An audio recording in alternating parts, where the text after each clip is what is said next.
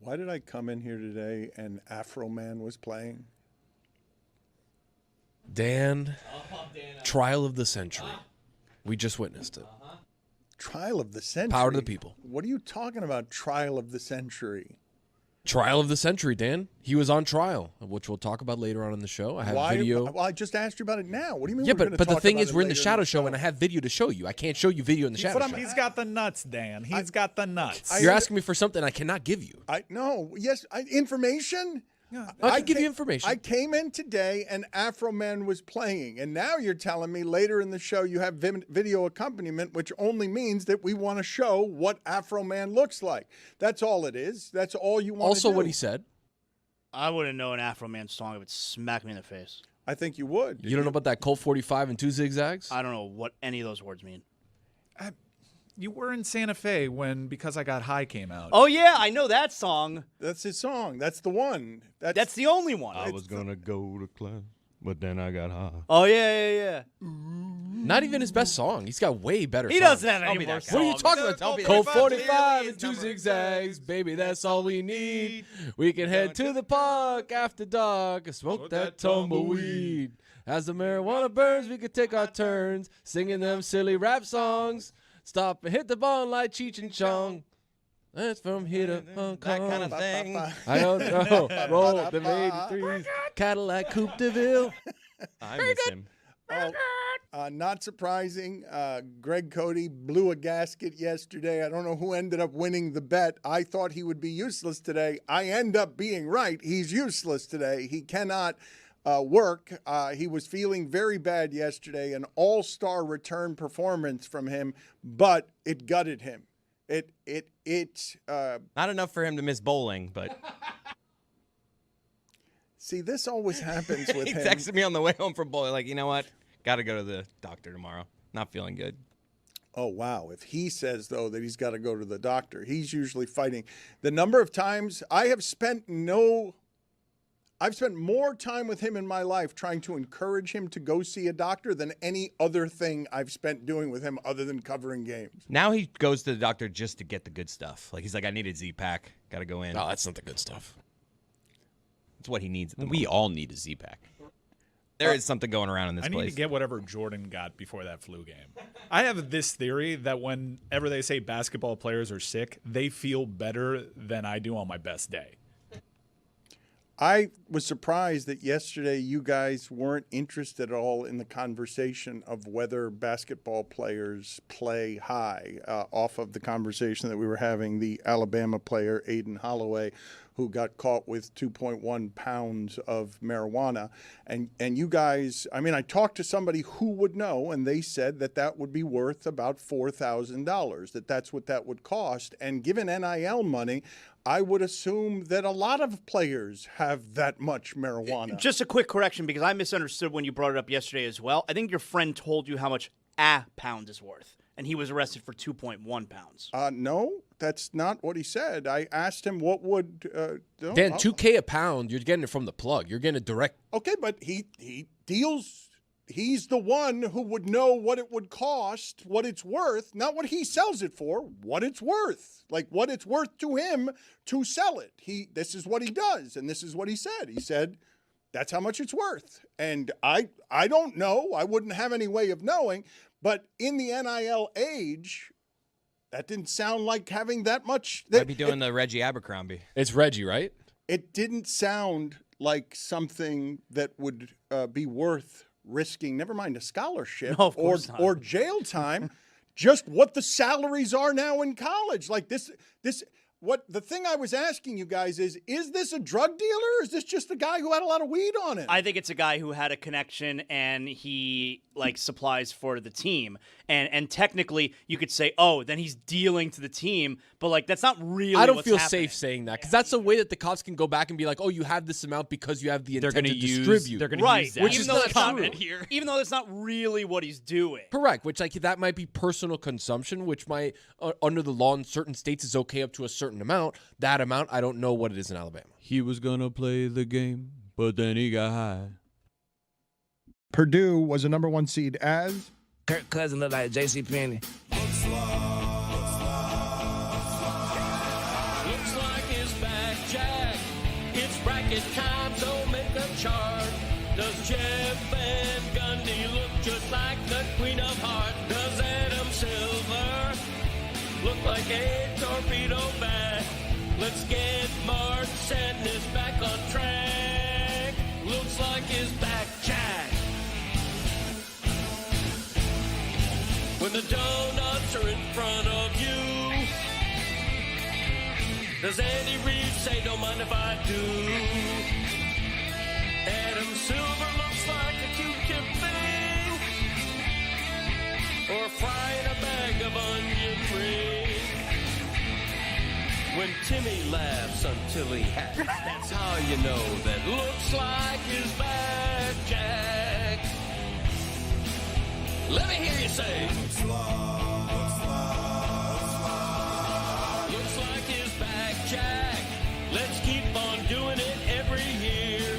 So add that verse says Mr. Bond, welcome to Tangier. Jeff Fisher looks like shotgunning beers at a NASCAR track. If you say this game's the best, I'll say it's a gag. Looks like his back jack. Northwestern is gone from the tournament. Jim Harbaugh looks like a casket salesman. Fairleigh Dickinson, 16 seed, rep by Mike McDaniel looked like a college student on a full ride scholarship for esports. What a run. Looks like his back jack. Way to go, Miami of Ohio, taking out Andy Enfield and them boys. Boopy Miller.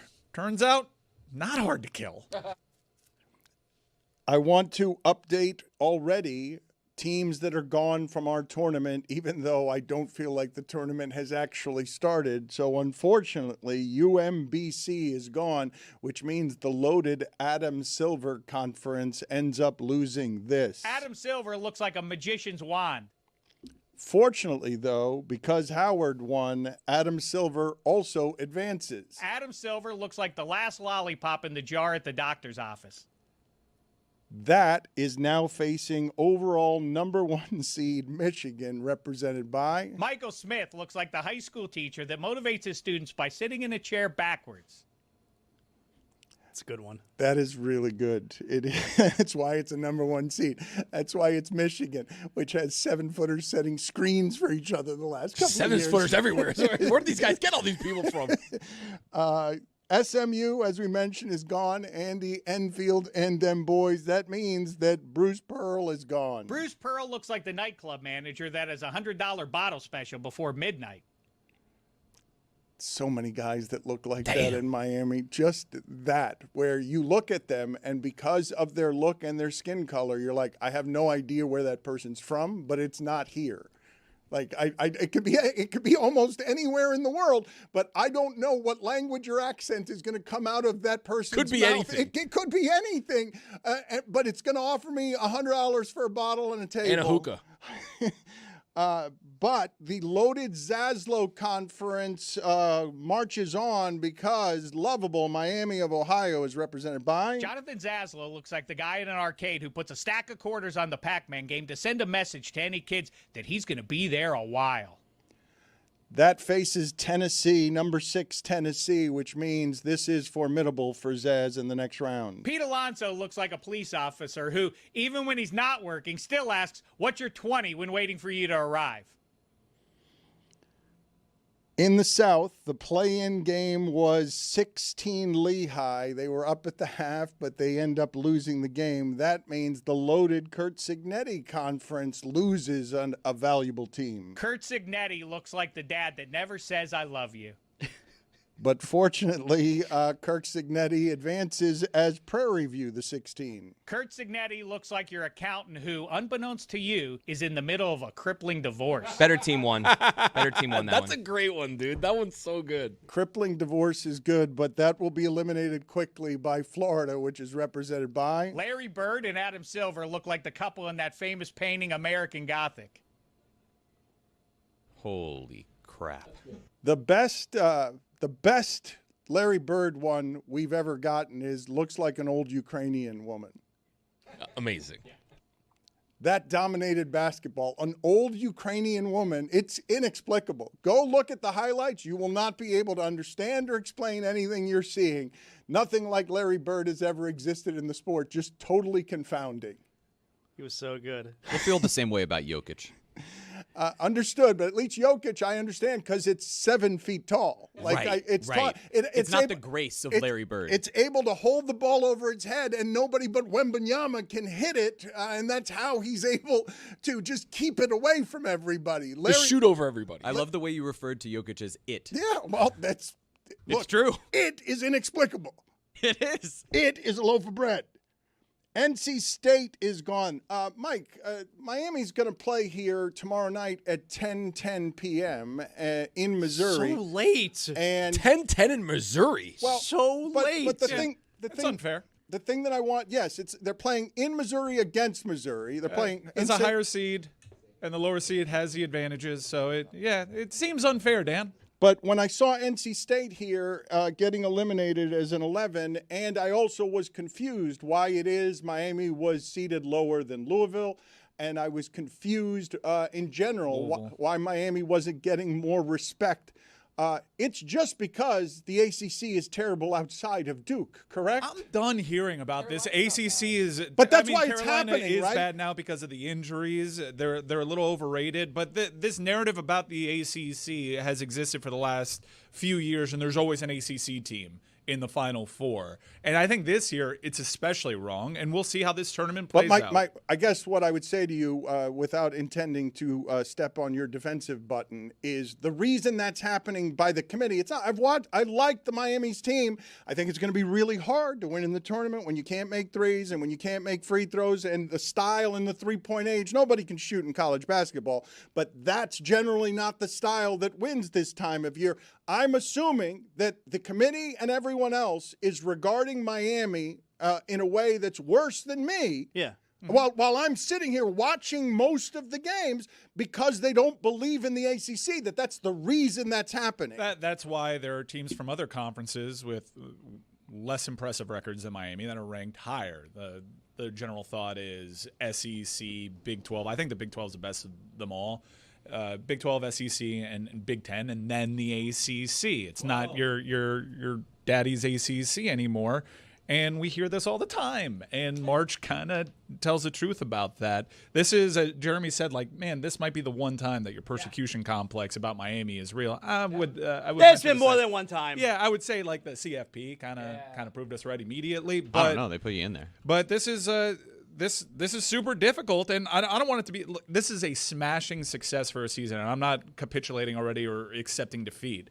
I do think Miami has one guy on their team that is crucial to this time of year, and it's Trey Donaldson. That it needs to be him. He does the things in March that win you games. When Miami survived against Drake, when they went on a deep run, Nigel Pack was doing those things. I think Trey Donaldson can do those things. I don't trust Allen, and they have an assortment of things that. Do you trust True? I mean, yes, True? he's been good since he's come back. Yes, more so. I would say more so. And I also think that the combination that you like, okay, in Renew and Uday. Uday does nothing but dunk, but he's more physical than almost everyone he's playing against, both offensively and defensively. Renew struggled against SMU. He can struggle against size because he's a little undersized in the post. In college, he's got size and he can grab some boards. I think our size is fine. We'll see if we make it against Purdue because they got a little bit more. But we're a very good rebounding team. It is essentially what we do, what we bring to the table. Correct, and they do things in the paint and only in the paint, and they grab offensive rebounds as well. But I've seen Renew; his skill set is really nice for a post player, and I was surprised when SMU and a big 7-foot stiff ended up smothering him because he had wasn't the game of his life. He wasn't able to do the 7-footer. Yeah, the 7-footer had the game of his life. Like if I've watched SMU 3 times, and that guy has never shown up. And he stifled Renew, and it was confusing to me. But regardless, NC State is out of the tournament, and that means that another Adam Silver casualty, is out of the tournament. Adam Silver looks like the 4-star general in a post-apocalyptic movie faced with the daunting reality of an alien invasion and the likely end of humanity as we know it, who says, staring off into the distance, "They're already here. We're the aliens now." That shouldn't have lost to this. Adam Silver looks like an Apple Watch charger. Yes, it should. That's so good. Better team doesn't always win. That means in the next round they face BYU, which means they face this. Dave Damashek looks like a realtor that would buy a billboard that reads "License to Sell" while posing like James Bond. I wanted to ask you guys, based on the news yesterday, if you could give me some theories on the following. The Miami Dolphins and their new brain trust had information leaked yesterday. Achan, for reasons that I'm confused by, they decided to say he's Travis? staying. You talking about Travis? Yeah, he plays for the Saints now. Devon Achan. Oh, okay. I know it's emotional. It's tough when you think about how they may wind up trading Devon Achan, and I get. He's Dan not gone loves yet. him. Dan, he's not gone Dan yet. loves I him just too. know I how get choked Dan, up Dan is also. such a Dan, fan he's of emotional him. Dan, about you love him. It's pronouncing okay. last names. He I gave know us it's good like moments. it's Castellanos or Castellanos. You don't want to lose players you like. I get complicated. it. He's so fast. What did you make of losing him, of the leaking of the news? What did you make of the fact that the Dolphins are getting rid of everybody and they're raising their hand and offering to Adam Schefter, not this guy. This guy's untouchable. Help me. I think it's the opposite. I think it's them putting it out there that it's we're saying no to your calls. So if you want to, if you want to acquire Achan, you better come in hot. I think Better come in it's- prepared. Yeah, I think it's them putting the bat signal out there. You think that information would be a lie? You think that you're going to open the relationship with your fans here, not merely by trading everybody, not merely by and this part I think we keep glossing over, and I don't understand why we're glossing over it. Cody seemed confused by it yesterday when I said this has no precedent in the history of this franchise, what they're presently doing. This is rock bottom in a way that we've never seen before, where they're just getting rid of everybody, but not Achan. Not at the position where you're using up all his miles, you're using up his body. It's the most disposable position. Yeah, he's good, but you got 20 touchdowns from Mostert the year before. Like, yes, Achan is good, but you can get that just about anywhere, and this is the untouchable guy. So on top of everything else you're doing, you're also going to leak information that's going to end up being wrong because you're trying to trick other teams into upping their offer? You're gonna have to pay Achan a lot of money. Like he's gonna get a pretty good contract, and it doesn't seem like when they know that they're going to be bad, why would they want to pay a player right now a ton of money? Like no one on this team right now, since they got rid of Waddle, no one on the team makes any kind of real money. So why would they want to have a player make a ton of money and his best years at a position, by the way, where they eat you up and where they swallow you up? And you know what? Fuck that I even tried to say that, all right? But in a position... Hey, yo. Do they Oh eat you or swallow you? Which one do they do? Eat you up and swallow you? Hey, yo. in a position where they chew you up and spit you out. Attaboy. There So it eat is. you up and swallow you is what happened there? Where they eat you up and swallow happens. you, chew you up and spit you out is a totally different thing. You ended up saying sort of the opposite of what you meant to say, correct? I decided I'm going to take the words that I said and make them totally different words. That's the remix. But eat you up and swallow you. yeah. Number 28 on Greg Cody's catchphrases next week. It's not merely pornographic. It's not merely something that I would hear or read in 50 Shades of Grey. Something my wife would read. It is also the opposite of what you meant to say, which is chewing someone up and then doing the opposite of swallowing them, spitting them out. I don't think anyone's ever said eat you up and swallow you. Like, what does that mean? Put it up on the poll at Le Batard Show. Has anyone ever said eat you up and swallow you? The problems with my voice, help me. Welcome back to the right time. My name is Bomani Jones. Thanks for listening on ESPN Radio and the ESPN app.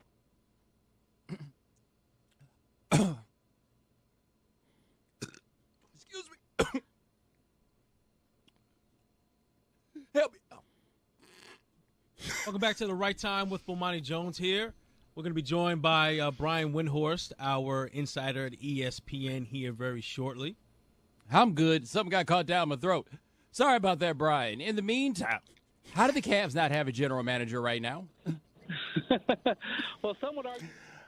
Your nemesis, Brian Windhorst. You're not my nemesis anymore, all right? I've grown up. Number one draft pick in your Tool Hall of Fame. Not a draft pick. It's an inductee. Sorry. Yes, and Really? he was the You're inaugural. You're going to tell me, after the segment you've had, you're going to tell me how to say things? Well, something as important as the Tool of the Week Hall of Fame. Let's just make sure we get it right. You guys are just thinking. So you guys in our post-truth world, where almost all of the media is compromised, what you guys are telling me now is that news comes out yesterday that Adam Schefter is reporting, and you're simply assuming this is a lie that Adam Schefter is being made to launder in public to create the first relationship with the fans is not only do we fumigate the building, we throw lies out there. That's how we're going to introduce ourselves to Miami and its fan base as we get rid of everybody they care about. It doesn't have to be a lie. I mean, things change. Hey, we didn't know that Team X was going to offer us 3 first-round picks, so no, we but had wait to a do minute. it. You're saying they're doing this to manipulate, which makes it a lie. He's not untouchable if he's touchable. Like, he's not untouchable if we could change the offer and make him touchable. Oh, but that happens all the time, no? I don't believe that Shai Gilgeous-Alexander is available in a trade right now. I don't believe Jokic is available in a trade right now, no matter what you offer. Yeah, I didn't believe Luka either. Exactly. But also, Achan's not that. He's not. And this franchise was not where the Mavericks were. This franchise is very clearly getting rid of talent, and you've often told the story about how Pat Riley at an event is like, no one's being traded. We like where we're at. And Pat Riley got here. Pat Riley's very first year here, before they even played a game. I read in the newspaper on a Friday a quote from Pat Riley. We are not trading Glenn Rice. Yeah. I woke up the next morning. They traded Glenn Rice.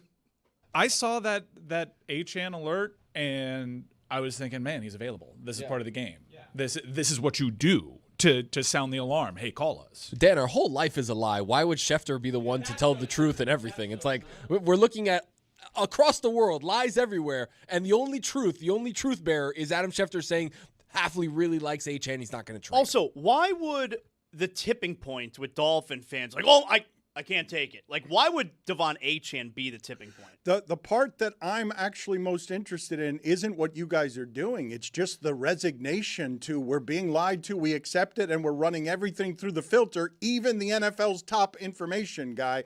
I'm just sort of amazed that that's not a world that I have lived in before now, where everyone's doing that, where I know that something that's being given to me by the most credible person that there is in the sport when it comes to information is a lie and a manipulation based on new leadership that I've never met before, I don't know anything about. Like, I didn't make that assumption. I'm still not making that assumption.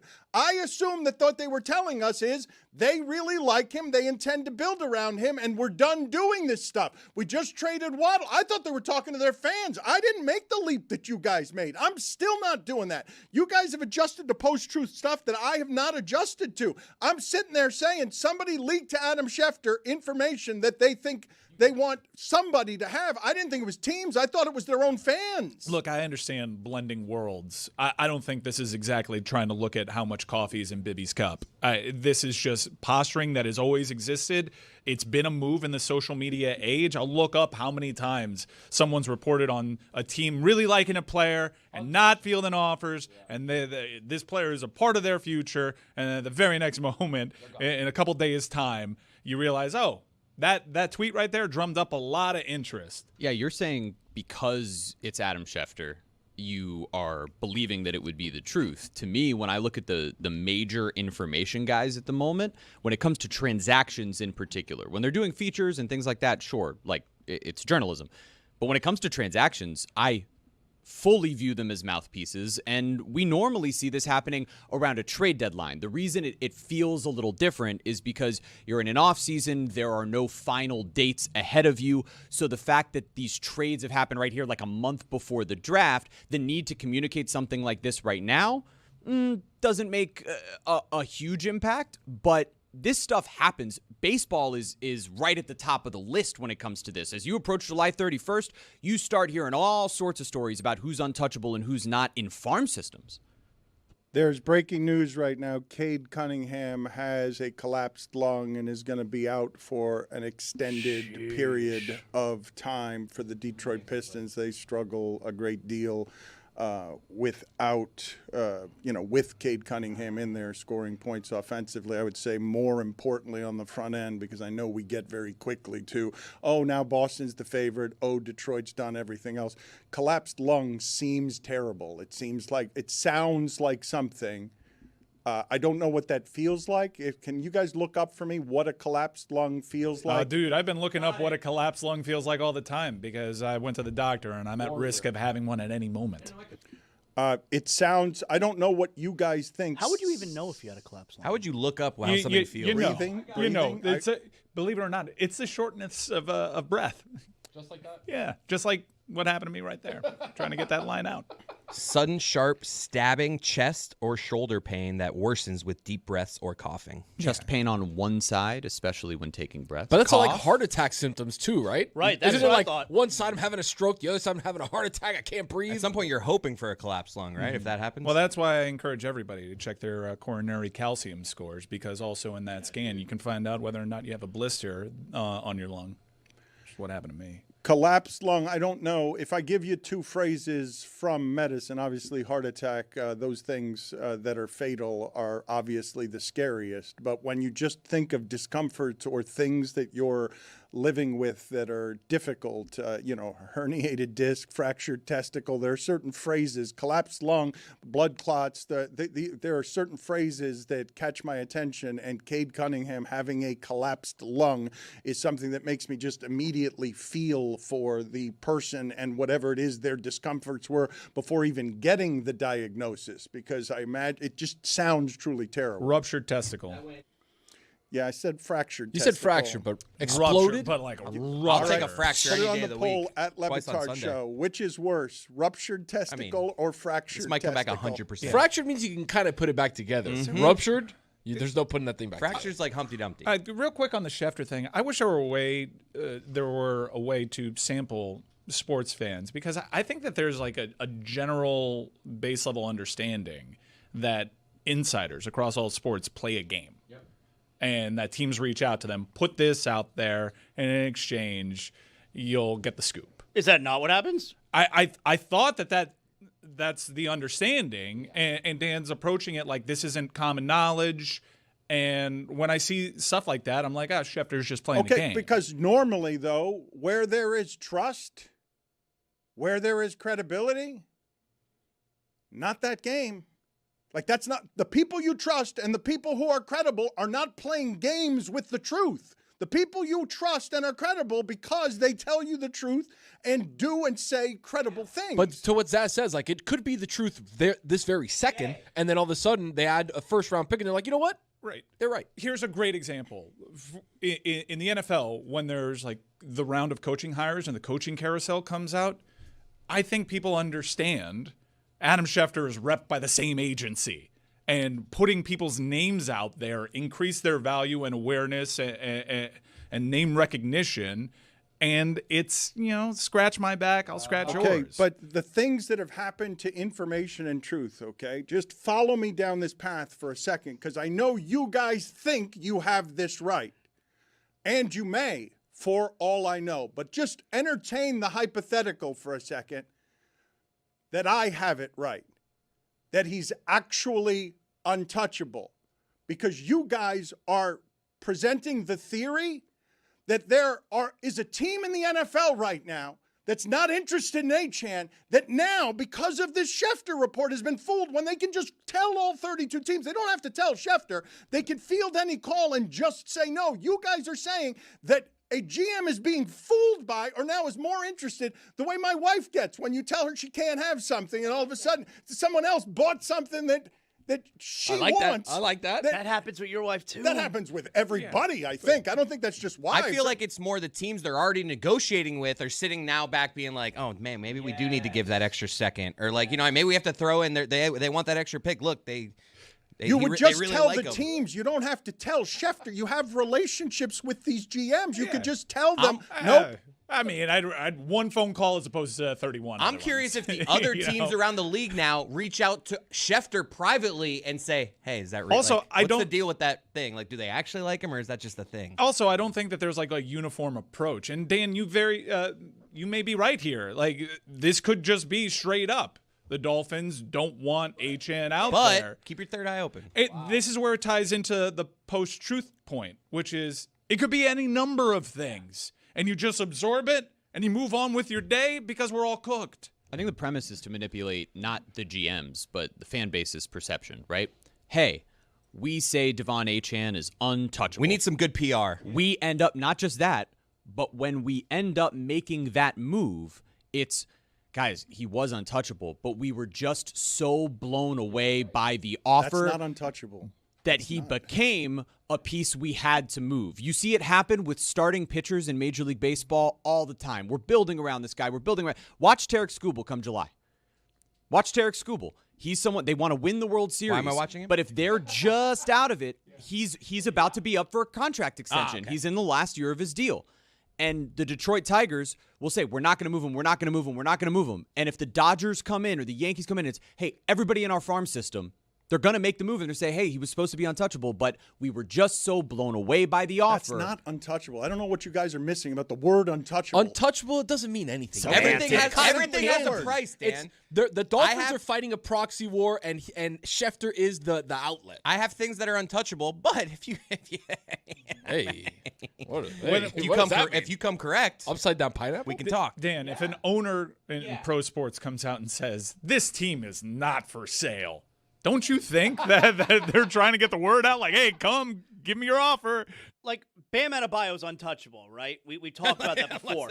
If the Oklahoma City Thunder offer their starting five, I don't think Bam's untouchable anymore. He's not untouchable then.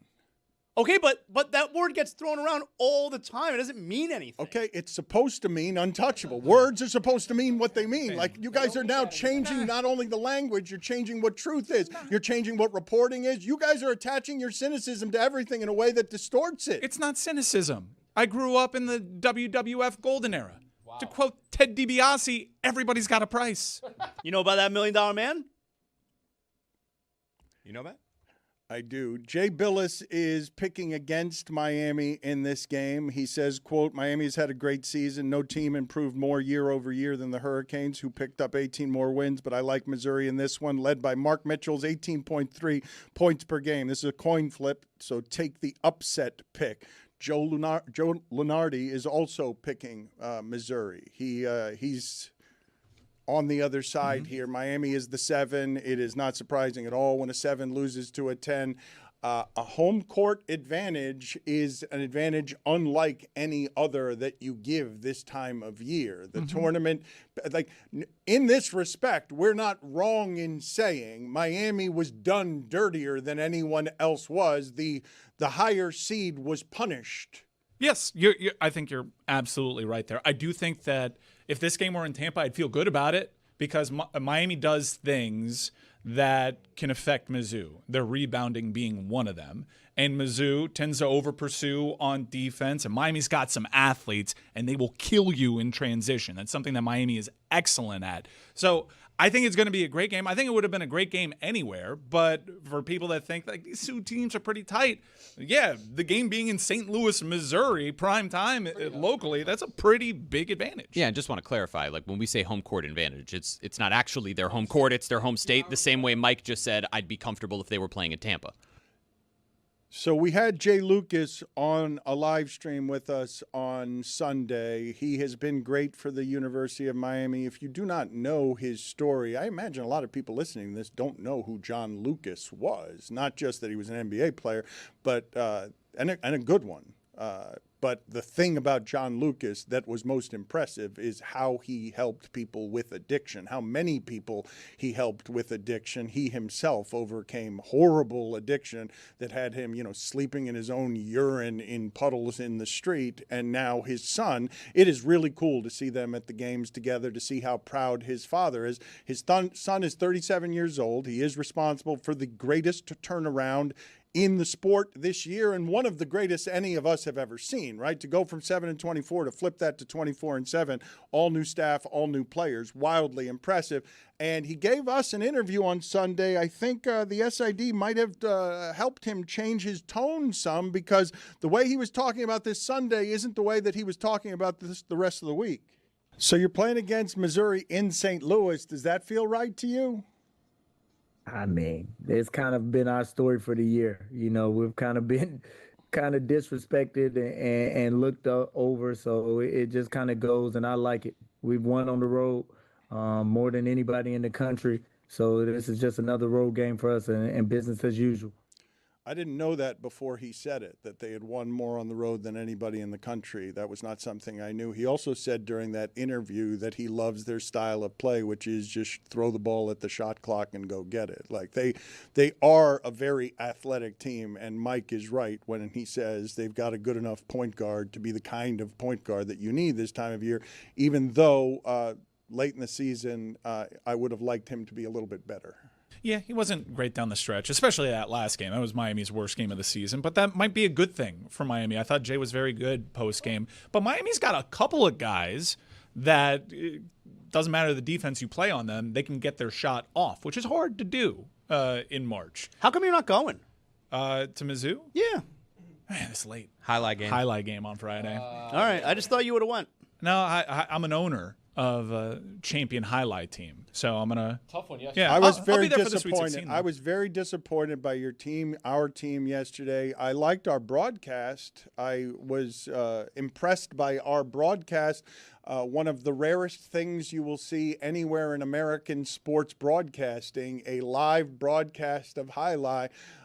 It felt wonderfully weird.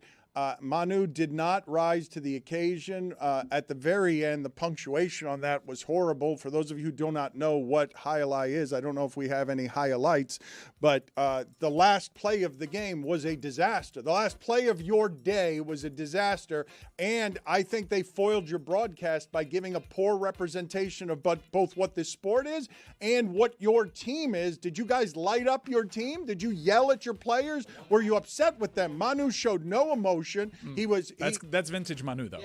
He never does. He pulsates indifference. That's right. His face does not change. Yes, that is a fair criticism of Manu. And body language as well. Yes, you're right. Proceed.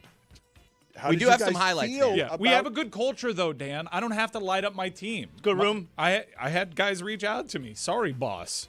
We'll be better. Yeah, my players know that they didn't put their best foot forward. That's the worst performance that we've had in maybe a year, and the timing on it. How do you respond to sorry, boss? You say, like, don't let it happen again? We're champions, dude. They're little bumps in the road. The regular season, no one goes perfect. You're going to win some, you're going to lose some. They couldn't handle the bright lights. They could not handle a live broadcast. I felt like it's fair criticism to say they choked yesterday if it's their worst performance in a year as champion. It is. And, Dan, the pressure was on. This was the biggest highlight match of the week. Let's relive some of it here. We have some highlights. Our first one here is the only good thing to happen. We won the first set of the day, and this is us reacting to it. This is some good pelota going on right here, folks. Good. Let's go! Let's go, Cyclones! We're so excited. The Undertaker! Look at Gong that. me, Fuentes! Gong me! Still hell. Hey, yo. I love the Undertaker. And we went on to take a commanding 5-bagel lead in that second set, and it all went sideways from there. Not very much excitement provided by the Cyclones, but we'll dust ourselves off, and we'll be at the Jam Arena tomorrow night. Free entry for those that want to catch the world's fastest game. The champions take the battle court once again tomorrow. 7 o'clock first toss. We'll see you there. Dan, we also had the referee take a pelota to the ankle. We have that clip here. This guy's got no interest in playing. Put the sound up. Put the sound up. Barba. He hit Barba. That's one of the taxi players. El Barba. Look at the beard. This guy fills in when there's injuries. Let's check up on El Barba. Did he miss that shot? Yes, David. The That refs. didn't even score. Our front court judge is Ooh, okay. That is a painful, right to the Right in the ball ankle. of the ankle. El Yes, David. Barba. The refs are like taxi squad players. Okay, hold on a second. The referee, if a player gets hurt, the referee then just plays on the team that needs an extra player? Not in that game. No, I believe there's a guy waiting to play if someone were to get injured. They But El rotate. Barba is sometimes a taxi player that fills in. They rotate. Okay. It was his turn to be an official while someone else was a taxi Oh, squad. okay. Kind of like in middle school Yeah. where they like the. We they- like Barba. the Barba judge. was an injury replacement to an injury replacement last year and had to be taken In out middle of the game. school. Chris, go back to in middle Yeah, school please. in volleyball. The kids judge the games that they play right before. They do? It's very inside. Please put picture in picture. Just put that clip really again glad and we went again. there. It's really funny to see this poor referee fall face first into the netting.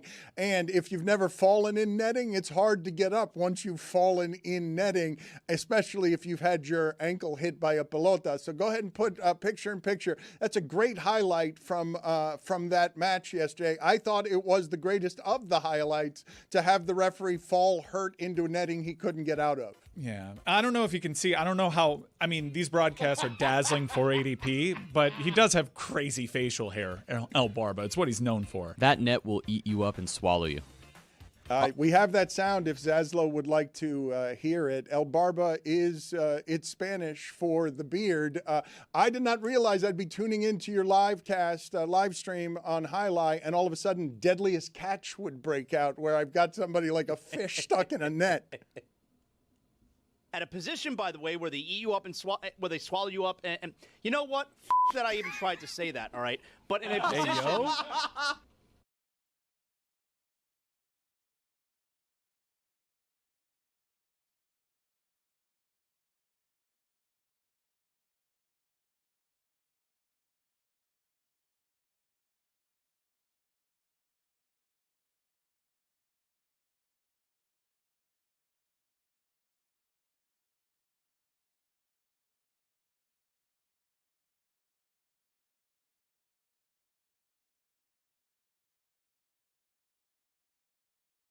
Mystery Crate, check it out this week. Rose fills out a bracket, and we are putting money behind it. If she gets a certain amount, I'm not going to spoil it. There's stakes here. Rose can win up to $500 from me personally. So you got to tune in. You got to check out Rose's That's bracket. the truth. He's not lying about that. Yep. That's really actually what's going to happen. I'll definitely pay It's her. going to pale in comparison when she wins $1 billion for getting the perfect bracket Well, for Warren she's Buffett. told me that if she hits perfect and hits $1 billion, the bet is void, and me and her split it 50-50. But what about the rest of us? I mean, you guys aren't in on that. You're out. Wait a second. But We tune got Zaz's old ass story time. He brings an old ass story from the archives. He had to blow the dust off of it from how old it was. Hey yo. And we finally pick our Mystery Crate teams. The Mystery Crate character draft. We have that today too on Mystery Crate.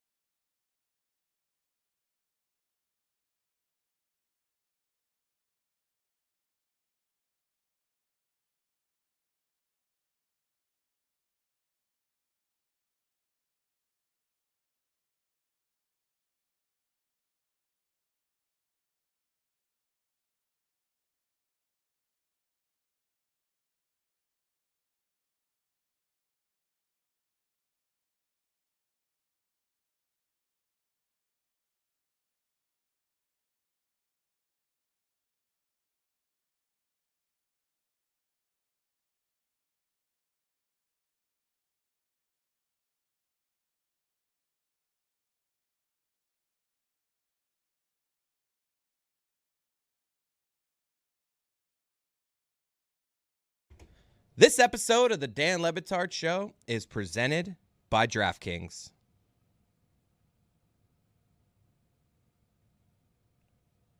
DraftKings, the crown is yours.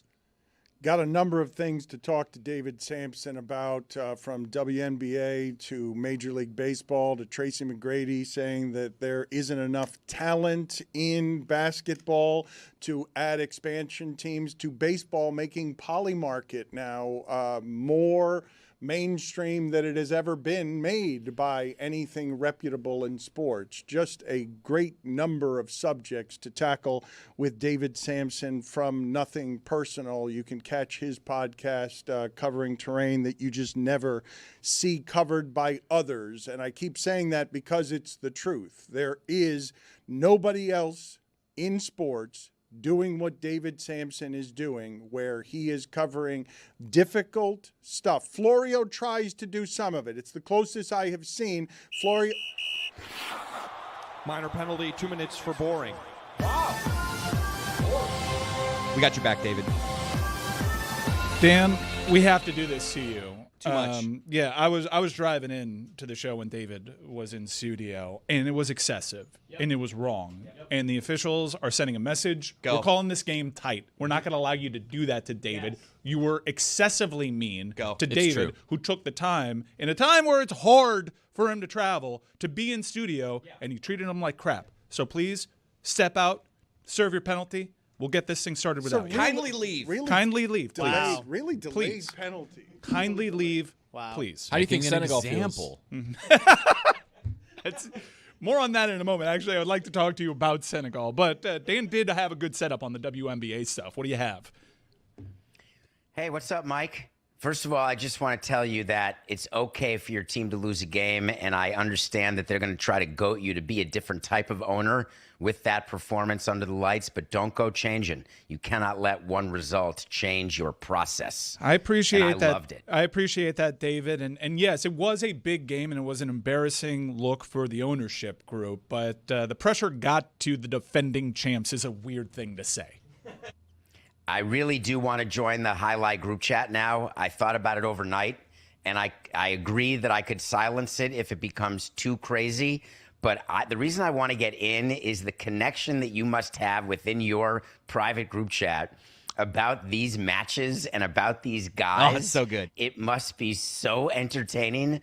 And the pressure that you feel as an owner-operator, I want to see that pressure because I will feel good about myself by watching you suffer and basically soar. Yeah. Because when you run a team, you suffer and you soar. I mean, we kept our best player through all the downtimes. Yes, but you're right about me. I live big. So I when I'm low, I'm real low, and when I'm high, I treat myself to that sports hedonism. Can't wait to add you to the group chat. Got to do it now. Can't wait for you to discover that one of the taxi squatters is an active gigolo. Anyways, what do you have on the WNBA? Wait, hold. What? No, well, you'll find out. He's actually in a show with Drewski. This is something that I didn't ask during your live stream. Did they all have other jobs? Yes. An active gigolo, is that a full-time job? Are they all full-time jobs like the NFL referees who may get replaced, which is something that we should talk about? From what I can can tell, you imagine replacement referees? From what I can tell, I can. The gigolo hours seem flexible, and he seems flexible. WNBA, what you got? Let me talk about the WNBA because there is a yarn that is being thread that is so wrong. The players have come out talking about, we did it. This was all about business, and we mean business. And they are taking a victory lap on this CBA agreement with Adam Silver and the NBA owners. Except when you look at what the WNBA owners were offering 7 months ago versus what the players agreed to yesterday, it's a tiny smidge better, but not even close to where the WNBA owners were willing to go. The revenue sharing number stayed well below the 20 range. The salary cap growing to $10 million over 7 years. Oh my God. An opt-out after 6 years only. The minimum salary, hey, $300,000. Way to go. I'm happy there's an agreement, don't get me wrong. But there's nothing I like better than a victory lap done by someone who just got their ass kicked. I get it. I understand you're going to win the PR because people aren't going to focus on it. But Adam Silver and the NBA got exactly the deal they wanted, and the timing was fine for them. Like, David, so help me understand this, because you're saying that they got their ass kicked. It sounds like you believe that they could have or should have gotten more, but like I look at the numbers, and you mentioned some of the numbers there.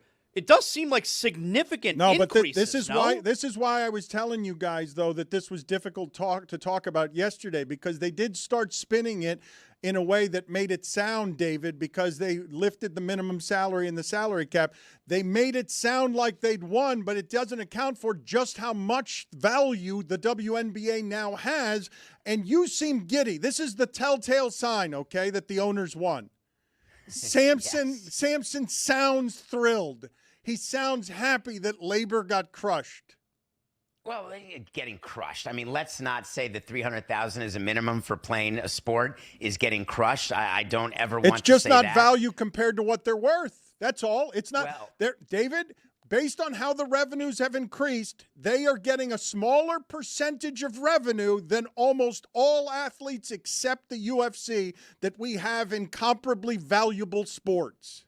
So that's the bottom line. What you just said, make sure that people understand it properly, is that when you're talking about as a percentage of revenue, where the WNBA players are is not in the same zip code. And the reason is that the WNBA is not as profitable or solvent or worth as much as one would think it was based on all the excitement around Caitlin Clark and all the other Angel Reese and everybody else that was happening in women's sports. And I am all in favor of leagues, but you need people to understand where they stand, where you are in the hierarchy of value. And that happens in companies, in businesses, in sports, in unions. People lose track. And all I'd been saying, and I got criticized for this, is that I believe the women, the players, had lost track of where they were on the value scale.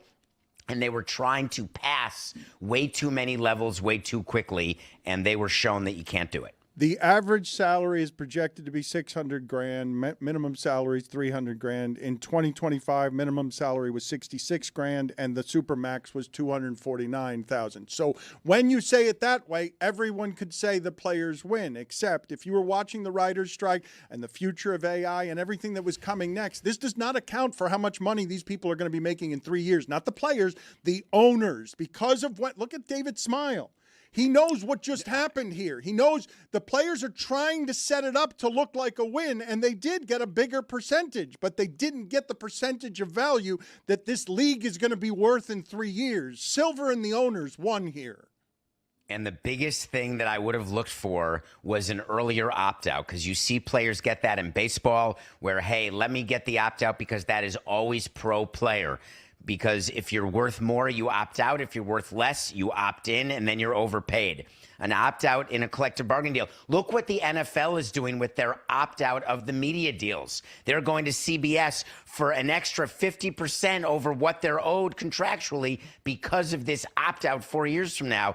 When the WNBA players agreed to only an opt-out after year 6, you are locking it in for 6 years. And anytime you can get a union to lock in at a deal that you've won for that period of time, that's the point that should be the most despondency for the players, but no one's talking about What it. I thought was the players are going to realize and fans are going to realize that this was a bad deal in 4 years, in 3 years. Like it sounds good now. They're framing it well now, but in 3 years they're going to realize, oops. Yeah, if they have good advisors, and that's why it's so important to have a good director of your union, and that's why I spent so much time on Today's Nothing Personal about J.C. Treader. If you have someone of intelligence and someone who understands business, they're not going to be unhappy in 3 years, Dan. They're unhappy this morning. And so what I'm looking for is what was announced was a verbal agreement, and that's it. And now you get to putting it on paper, and there's a good period of time between those two things until we see a signed, binding letter agreement, letter of intent, a draft CBA that has been approved. I'm not going to say that this is over. But David, does everything have to come all at once for the players? Like, okay, so they got this time around, and when the next opt-out comes in 6 years, like, then they can try and get to that next step that they believe they deserve. Like, why does everything have to come right now for them? No, that's my point, Zaz. It doesn't. You have to be realistic about how it works and how you can go. Listen, we can go back to Kurt Flood and free agency in baseball and say, wow, at some point it's true. The Price is Right guy falls over the cliff. But until then, you're taking incremental steps until it's too much. It's like New York closet space. There's always room for one more hanger until finally there's not. And so you don't go for everything in a collective bargaining negotiation. But I'm really referring to the victory lap that the players are taking as though they're trying to convince us that we're stupid and that we don't realize what actually happened. It's working, though, David. It's absolutely Makes me crazy. It's absolutely working. People think the players won, and they didn't. Listen, we can go on the show, we can tell the truth, we can talk about the deal, but at the end of the day, PR is PR, and that's why you do PR. You were talking in your first hour about why you would talk about touchable versus untouchable, and Dan, you just have it wrong. The definition of untouchable in sports with players is not the definition of untouchable when your daughter's on a date. It is just a totally different thing. There is no such thing as an untouchable player, but you call them untouchable because you're trying to get more and get more. And that can happen also in negotiations of a CBA. David, is it not fair to at least perceive this as the WNBA players winning in the short term? Because What's the name of the league? What did you say? All right, guys, come on. Every time. Let's go. Keep it going. He didn't have to call it the WNBA after they've lost a negotiation. He's got 3 Emmys. That's true. I do have 3 Emmys. Do you have any Emmys, Dan? I do not. I'll be taking that to arbitration. I've got a David, Jeremy. when we talk about good pun, really good. When we talk about the WNBA players and the way that they raised their salary floor, the way that they raised the max, at least in the short term, and you've talked ad nauseum about like being willing to give up comforts like flights and things like that.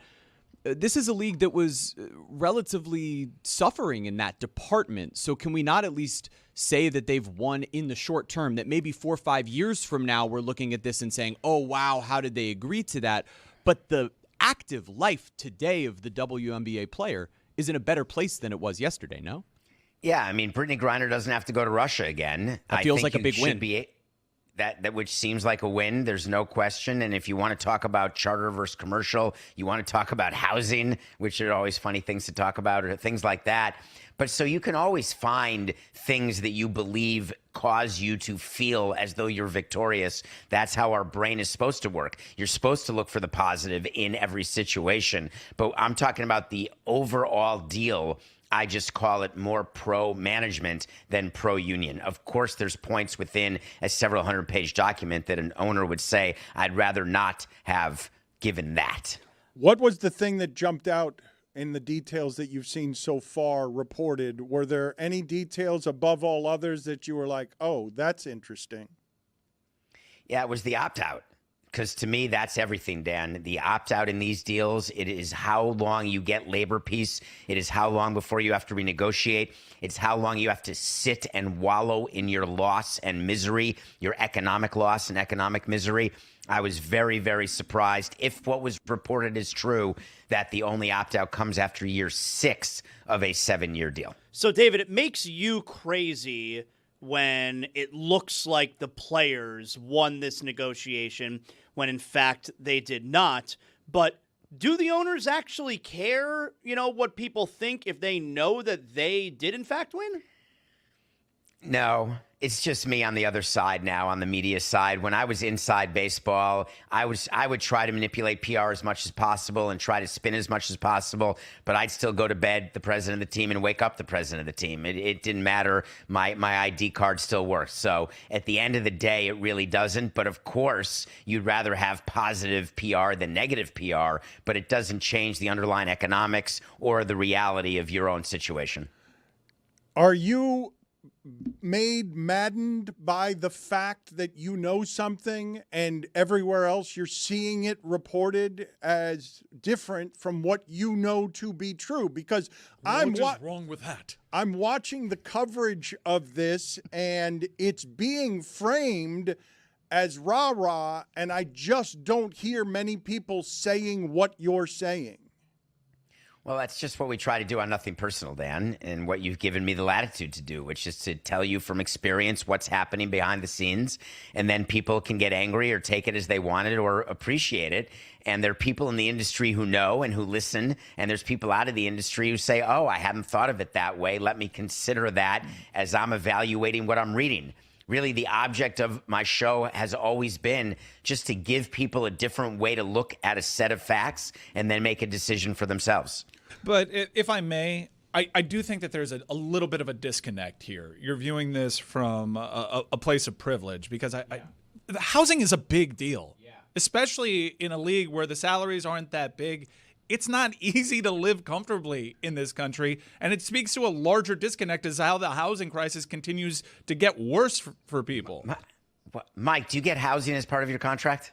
No, but I'm making a salary that affords me a life to have a home that I like, whereas these WNBA players, many of them are not. And so, like, housing would be a really big deal. There's people that make really good salaries that can't afford to live comfortably right now. I think David's point, though, is, and please, David, if I've got this wrong, say so, but I think David's point is, because he's always telling you that when baseball was negotiating this stuff, the owners were looking at the big macro stuff, and the players were like, we want clubhouse chef amenities. And when you say housing, yes, housing is a stability that people want, but it's not as important as, what do you mean they're only getting 20% of the revenue? Like that, I the big macro item is this league is going to be making so much TV money in 4 years that these contracts are going to look stupid. I understand, but it is important. It's not the luxury of a chef in a clubhouse. It's the stability of a home, and I do think that. Yeah, but dollars are fungible, Mike. Dollars are fungible. If you get an increase of $50,000 over the course of a year salary, and you allocate all of that, if it's post-tax, and you can add, $2,000 to $3,000 a month to your housing allowance to what you can afford to do, I don't think it's the job of the owners of a WNBA team to make sure that every one of their employees, every one of their players has a place to live or a living situation that's good. You have people who come work for baseball teams. They live 4 people in a 2-bedroom apartment. You have people on Wall Street who have roommates because New York City is expensive. It's a choice that you make. If you want a bigger house, live further away from a city center. There are just a ton of different ways that people account for the different cost of housing, and it's choices. The amount of money that you spend for an apartment in New York City or a home in LA, it's a joke. Go to Montana, you get a damn ranch. But you're in Montana, by the way, beautiful, and I'd love to live there, maybe, in theory. But so I just don't buy into the stepping over dollars to pick up pennies. I've never liked that as an economic argument. I'll give you a couple of stories. One of them you've probably heard before. Don King just put the suitcase of $1 million in front of Muhammad Ali and made him sign away everything for Zaire because players see the one thing. I've talked to basketball owners who were negotiating largely against players who were on the end of the bench, and so they were Chris Paul ended up taking some of that over, but they were giving everything that the players on the end of the bench wanted because they were looking at the macro. And what David's telling you here is any player in the NBA or WNBA is going to want the stability of a home, but the macro is revenue. The owners care about what percentage of the revenue do you get, and they're at UFC levels. Like the WNBA used all the leverage that they had over the last few years to get a percentage that is among the most abhorrent you will see in sports. But these are very rich people, right? So they can be looking at it from a standpoint of, oh, I'm trying to maximize every value of a dollar for the long term. But you're looking at people in this league in particular. We're not talking about Major League Baseball or the NBA, where salaries have already increased to a place where everyone should be able to live comfortably and live their life. The difference between making $120,000 a year and $600,000 a year is a massive difference, particularly in modern America. being able to set people up with housing. Look, if you're going to create your own little socialist collective as a group of owners where you could suppress salary, at least providing housing like the promise of socialism would do is a nice little benefit so that they don't have to worry about it. Mike has a video of Drewski. Who the freaky chocolate downstairs? I've never seen Chef so shiny. See, I come from a different generation. I know about Chef Boyardee and Chef Al Green and shit. I don't know nothing about no freaky chef. Who the is these freaky Jamaican Ninja Turtles? The Jamaican Ninja Turtle is one of the taxi squatters. There you go. Put that still up of him right there. Gigolo. You guys said the Gigolo Look at him. has... Yeah, he's Drewski better. said freaky chef, though. Yeah, he's in better shape than Manu. I'll give him that. You said he's physically flexible. You said his hours are flexible. I did not know that gigolos were still a thing. Go ahead, David. You were going to say what to what Jeremy was saying? I just enjoy hearing it because he's talking exactly the way we want players to talk. When I was in management, that's what you want. You want them to have the view. And by the way, there's so many people, Jeremy, making $60,000 a year and they figure out housing. It's tough. It's definitely tough. But the difference between 120 and 600,000 for people making 60, 70 grand, it doesn't much matter. And so from the WNBA standpoint, if you can increase their minimum from 60 grand to 300 grand, and you get to give them what they call a victory lap while you are making sure that you have completely won on the revenue side and on capturing all of your franchise value, then what's the difference? That's the beauty of this agreement. We've talked here for 25 minutes about this. Just do me the favor, Jeremy, of looking up the following. What percentage of revenue do football players get, baseball players get, and hockey get? Get me those percentages. And what did you feel like you had? Because they're saying 20%. You said it wasn't quite 20%. Do you feel like you have an accurate appraisal of what percentage of revenue the WNBA players are going to get? I can't wait to see it, but I think they said what I read when it was released by Shams and not by Alexa, which was a whole nother ball of crap. But it looks to me like it's approaching 20, not to exceed 20. You got to wait for the language. You got to see what's actually there, and then you have to see how it's calculated. So you can't just read the big top line. There's going to be 10 pages of definitions of what revenue is, or what revenue gets to be held back by the NBA and doesn't even count toward what's shared with the players. The devil is always in the details, and that's what takes so long to negotiate. David, I'm glad you brought up the Shams thing, because I don't know if everybody understands, I guess, the controversy here. I did think it stood out to me yesterday when it was Shams Charania who was releasing all of the details of this new agreement with the WNBA, and it's like, I didn't even know Shams knows what's going on with the WNBA. You know, like he's only reporting NBA, and people are like, I guess the reporters who have been covering not just the WNBA but these labor negotiations, they're angry, right? Yeah, well, they were sitting around all night as the negotiations went deep into the night, like 6 or 7 days straight. And it's the same company. That's the whole thing. It's Shams and it's Alexa, and they're trying to figure out who gets what. Here's the problem. Shams's platform is way bigger, and he is way more well-known. It's why they had talked about making some of the insiders for the NFL also insiders for other sports, because what's the difference? You're just fed the information, you're told what to say, and then you just tweet it out what it is. And that is not sort of interesting to me. What's interesting is how a big company decides what makes sense for who to get when. Shams is not camping out in front of the hotel as the negotiations are going on till 3 a.m, waiting for the commissioner to give 3 words on the way to room service, or waiting for the head of the players union to give 6 words on the way to wherever it is that she or he are going. So Shams, of course, is, in bed, sleeping tightly, and then gets to release it. But it makes sense just because he's that much bigger as a platform. Jeremy, what are those numbers that you were looking up, please? All of them are hovering right around 50%. So MLB is, I believe, at 47% most recently, David. And then... Yeah, it changes, but it's always around that. You got to keep it 50 or below. So just to put a bow on this so you guys understand what happened here, okay? You don't have that many teams in the WNBA. You don't have that many players to house. The difference between the partnerships in the other leagues that are close to 50-50 and 80-20 when this is multi-billion-dollar leagues we're talking about?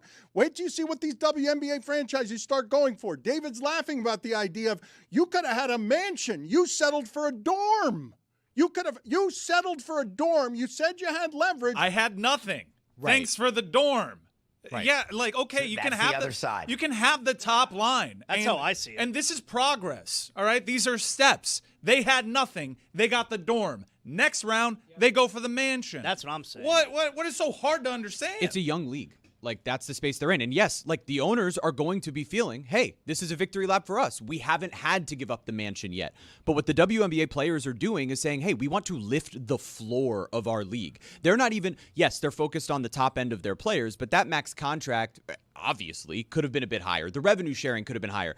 But what they're trying to do is just provide economic stability in the United States for the players that are in their league, and now they don't have to go play overseas in the same way. And if they play an unrivaled and they are the stars and they can get marketing deals, those players will reap the benefits of their star increasing. But right now, they were just trying to take care of the bottom of the rack. Oh, that is a really good analysis, Jeremy, except that's not at all what the union has been saying this entire time. Their position is that they wanted to have, I think there was a quote, we want to get what's ours. Yeah, but that's A-Chan is not available. That's a dorm. negotiation tactic. Yes, you shoot for the moon, and you know damn well what you and your labor force is willing to accept. How am I explaining negotiating to David Samson? We're actually talking about the victory laps and about what the reality is of the deal. That's spin, baby. I got to explain PR to you, too? Thank you. That doesn't seem like a sincere thank you. I'm sorry for being mean, especially considering. No, you're not being mean. No, I'll serve a penalty. I'm sorry. No, disagreeing with someone is not being mean. It's having a conversation. Yeah, but my I'm tone always was bad. wanting to learn and have a conversation. But what you're saying is that the union itself knew from the start that they wanted the dorm, and that's not accurate. Did they settle for the dorm? Yes, because that's all they were ever going to get. And the process that you're talking about, that you first need the dorm in order to get the 3-bedroom, in order to get the 6-bedroom, and then the mansion, that is bargaining. That is true. But it's not supposed to take that long in a league that has seen franchise appreciation and expansion fees excel in a way that we never could have anticipated. That was my only point. What is your issue with Zaz and all the things he has wrong about the Dolphins fire sale? Zaz, I didn't get a chance because Dan did not allow it when I was in studio, but I saw the math yesterday, and I couldn't believe the amount of dead cap money that they have. Yeah. And I wanted to explain what dead cap money is because I must have it wrong. There's a salary cap of $301 million in football. But if you have dead cap space of 175, meaning you're paying money to players not to play for you, it's my understanding that on the field will then be $126 million. Yeah. So, or 200, 175 and 126 is 301. Is that correct? Yeah. Mm-hmm. So do you not view it, when you're looking at fire sales, are you not looking at the amount of money that's on the field, or are you looking at total money spent? I'm looking at total money spent. Like, for instance, the Marlins, and you guys did it once. Certainly Wayne Huizenga did it back after 1997. Fire sale, to me, is trying to change your finances so your payroll is lower. The Dolphins' payroll is not going to be any lower. So do you not count the $10 million that the Marlins are paying Giancarlo Stanton this year as money for the Marlins payroll? No, yeah, I do. Yeah. Wait, that's funny. Wait a minute. I'd forgotten all about that. Giancarlo Stanton is being paid by the Marlins this year? Oh, yeah. Yeah, last year, this year, next year, $10 million a year. But it's still it's still a very low payroll that the Marlins have. But yeah, we can include that. So then why can't you go back and include in 06 the money that we had to pay the Mets to pay Carlos Delgado? I just want consistency is all I'm saying. Yeah, but the Dolphins have to eat it this year on that, but they're creating more space in the future. Like in the next couple years, they're hurting themselves this year. They had to all the Tua stuff, They're a bunch of dead money, but it makes their next couple years better. Well, I guess it all depends. You say that, but then you have to get the players and you have to do the signings, and all baseball teams that are rebuilding or bringing their payroll down in order to bring it up when they think it's the right time. That's just what sports is in pretty much every market but LA with the Dodgers, where it doesn't matter. You're always going to be at an up. Even the Braves had that in the 90s and then a little down and then up. That's the life. That's the cycle. I just wanted Zaz to acknowledge that the Dolphins cycle, it is the same. It looks the same, feels the same, smells the same as what you call a fire sale. And for me, I don't refer to any of these things as fire sales. Dan, was that our face over a penis in that Drewski video? The freaky chocolate downstairs. I've never seen Chef so shiny. See, I come from a different generation. I know about Chef Boyardee and Chef Al Green and shit. I don't know nothing about no freaky chefs. Who the is these freaky Jamaican Ninja Turtles? I think it was. What's the movie you're reviewing for us this week, David? This hurts me, but I watched Adnan's #1 movie of the year. No Oscar nominations, nothing like that. But in his top 10, he had Mr. Scorsese. I can't. First of all, you bleeped out the wrong stuff, or at least not enough of the stuff. There wasn't anyway, that was outstanding. For the audio audience, it's just porn. So, Mr. Scorsese seems like is she's going to eat it and then swallow it. I would assume we can ask people in the business, but I assume that's not how it works. There is no eating and swallowing. It is eating and spitting up, I assume. So, Mr. Scorsese, 5-part documentary, Apple TV. Adnan, I was wrong. It was a documentary that I wish had lasted 10 parts. I learned about his life and what went on with his movies and how he made them in a way that I never did. The way that he narrated each of the 5 parts. And I believe the director is Daniel Day-Lewis's wife, Rebecca Miller, the daughter of playwright Arthur Miller. Don't have that confirmed, but you can check it, Coca. And I thought it was the best documentary I had seen all year. And I had just reviewed the Oscar documentaries. So Adnan, thank you for making me watch it. Do I think that your top 10 lists are still ridiculous because they're all Scorsese-based no matter what, and therefore you lose credibility? I do. But in this case, Mr. Scorsese on Apple TV is a must-watch for everybody. He is David Samson. His podcast is Nothing Personal, and as I mentioned, it is excellent. If you want to challenge me or recommend to me or anyone else someone who you think is doing what David Samson is doing on the sports landscape, I'm willing to listen and I'm willing to entertain nominees, but I have not seen what David is doing with the kind of legal and business expertise that he's doing it with from anybody in sports media. Thank you, David. Appreciate the time. Thank you. I cannot believe that I have not gotten to this story of what it is that happened to me yesterday. I think you guys are going to be both amused and appalled, and I think you guys should help me, tell me how I should feel about what I'm about to say, okay? This is how I spent my day yesterday, sort of realizing over the last couple of weeks, like you're watching Usual Suspects and Kaiser Soze, and everything comes together at the end where you're like, oh, that's why that was happening. So for a few years, my wife and I have been working on building a house, trying to get a house built, and we've been using it as an Airbnb in the interim, okay? And we're in and out of using the house, and others are using the house. And a couple of times after someone hasn't stayed there, I've been like, oh, some things have been moved. I don't understand why that's over there. Who did that? I'll call somebody. Did somebody do this? Don't understand it. Got some mail one day and am looking through the mail, and there are a couple of things in there that are the correct address but are not my name. And I'm like, what is that? What is this? This isn't here. I throw it out. Yesterday, Elise calls me, my assistant, and says, do you guys know why the room upstairs is locked? You have a squatter? And we're like, the room upstairs is locked. Why would it be locked? Is there someone in there? And she's like, no, there's not anyone in there. But what do you mean it's locked? So it's locked from the inside, but there's no one in there? Yeah, there's no one in there. And it's also a room, by the way, that is totally empty. Like, it's a room that has no furniture in it, and it's locked, so we don't know.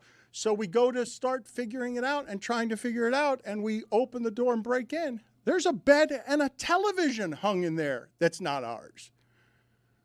I had also spotted a few days earlier, I'd opened a drawer and there were a bunch of doorknobs in there. And I'm like, why are there doorknobs in there? That squatter was preparing to fully occupy my house, to have everything in there, his doorknobs, so that when I got there and said it's my house, he could spend months there litigating for free, that arguing with me over whether it's my house or his. He was this close to changing all of the locks in my house and was living in my house. There was a full television where he had been living in the interim, and the house isn't empty for all that long. So it's weird how quickly he got in there and how quickly he was about to. Did you guys see the movie Pacific Heights with, I think it's Michael Keaton? It's like a 90s movie where a squatter takes advantage of the legal system. But that squatter was welcomed into the house at one point. No, I didn't see it.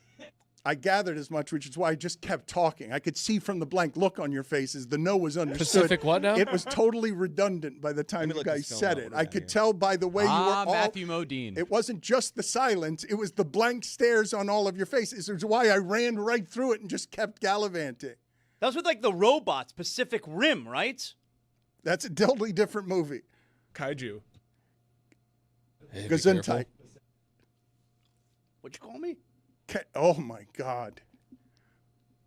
Can you guys tell me how I'm supposed to feel about this? Because terrified. It felt angry, like a violation. I'm angry for you, man. That is so bothersome. Mm-hmm. It like squatters' rights. It doesn't even make sense.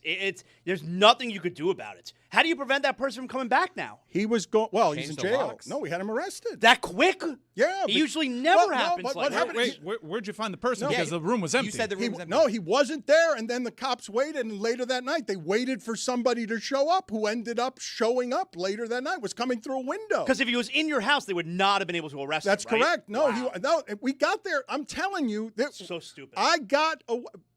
I should have figured it out with the doorknobs. I couldn't figure out why I'm like, whose doorknobs are these? Why are there doorknobs in this drawer? Where did these come from? But there was somebody who's sneaking in and out of the house around when we were there. Like, was able to do it. I'm rarely upstairs. I would have no reason to go upstairs. The mail didn't clue me. The doorknobs didn't clue me, and the way that we got him arrested last night is the cop was just waiting for him to get there, and evidently he pulled up in front of the cop and started saying, yeah, this is my house. This is my house. Was there an upside-down pineapple on the door? I always take that with me before I leave because I don't want anybody to know that I like that. Was it Unda? He is in between places.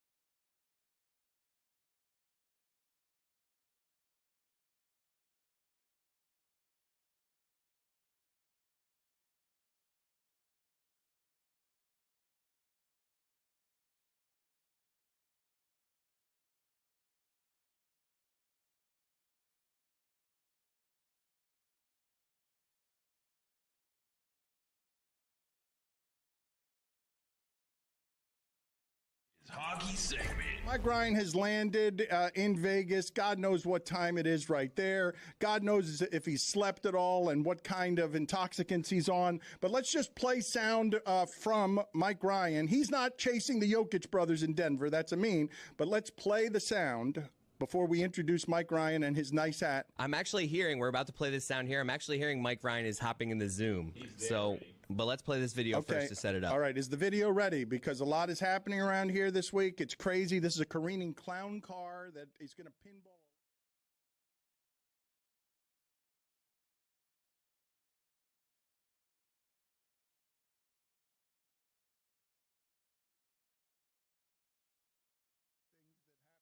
Did anything weird happen to you in Barbados. Like, what kind of, just give me some awkward Billy on his honeymoon stuff. Is there anything that... The non-awkward would be a much shorter story. Yeah, I wonder how this is going to go. What's the best you got from your honeymoon? And then we'll move on to other things like Antonio trying to steal your job. I've had a lot of awkwardness, well, in my entire life, I guess. But recently I've had a bunch of awkwardness. So I'd say from the honeymoon, I think the most memorable thing that we did was, so in Barbados, they have an annual carnival, right? Or carnival or whatever, right? It's called Crop Over. And it's at the end, well, it's actually called Kadooment, but that's a different story. All right, go sit outside for a second. We'll get back to it. Whoa! Antonio, just go sit in his chair. We'll get back to it. I'm back, baby. I want to hear the whole story. I just don't understand why you can't even get the name right of Carnival. And like, It's Crop Over. That's fine. Why is it called a honeymoon? It's a good question. That is a good question. Put it on the poll, Antonio, now that you've replaced Billy in his chair. Do you know why they call it a honeymoon? Mike, do you have the sound? A very simple sound, a very simple question. Basically, I want you to hear Billy, who has a reputation for yammering and just not being able to get anything out, and he's rusty because he hasn't been paying attention to the internet for 10 days. So he came in here today, and it was just a furnace blast of news, all of it weird, disorienting. The local hour has gone someplace else. We showed him Antonio Brown's feet. Yeah, like he's missed a lot. I'm actually scared when I disappear for my honeymoon. I'm going to come back and I feel like things are just going to be gone. There's the possibility like the shipping container room just floated off into the Atlantic Ocean. We're still not out of hurricane season. Yeah, I am going to fall it's very easy to fall very far behind, very fast when it comes to the amount of stimulation and news and sports stuff that you are getting. Billy was off the grid. He comes back. Everything's changed except his inability to say anything quickly. So he's white now. Everything is different. Like you That's the most efficient you've ever been. Yes. Look at that. Did you learn something on your honeymoon? Okay, so lest you think he has cured his ills of not being efficient, please play for the audience. This is Billy Rusty returning from his honeymoon. Just him simply trying to say where he was. I've had a lot of awkwardness, well, in my entire life, I guess. But recently I've had a bunch of awkwardness. So I'd say from the honeymoon, I think the most memorable thing.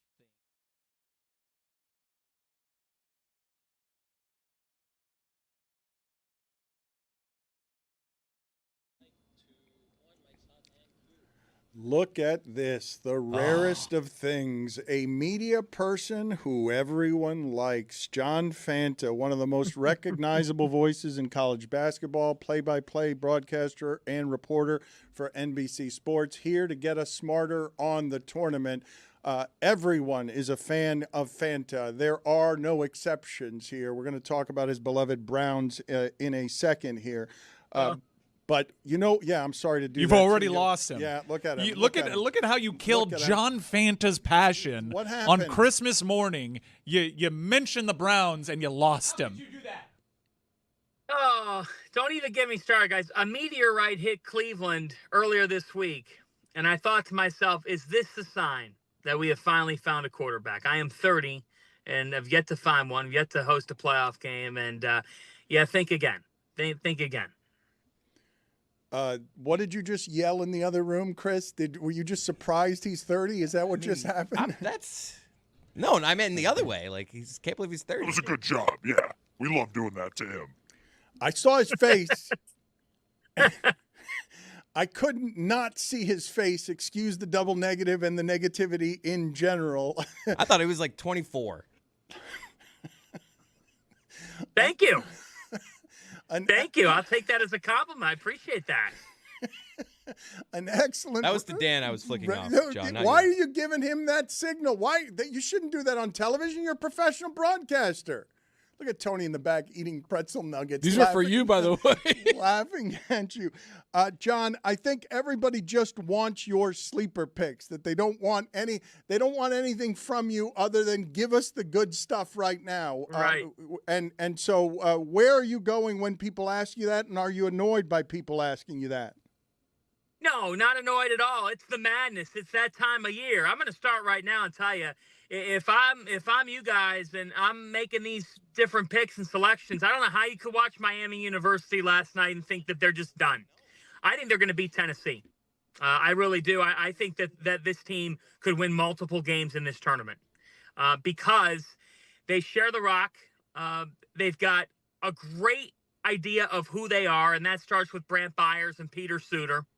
And Elmer last night was phenomenal. So I don't think the Redhawks are done. I think they beat Tennessee.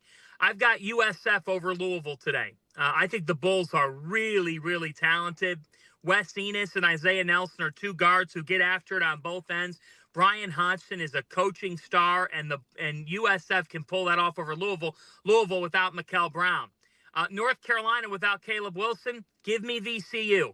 Give me the Atlantic 10 tournament champion VCU Rams. They got a guard named Jadrian Tracy, who I think can be an electric factory.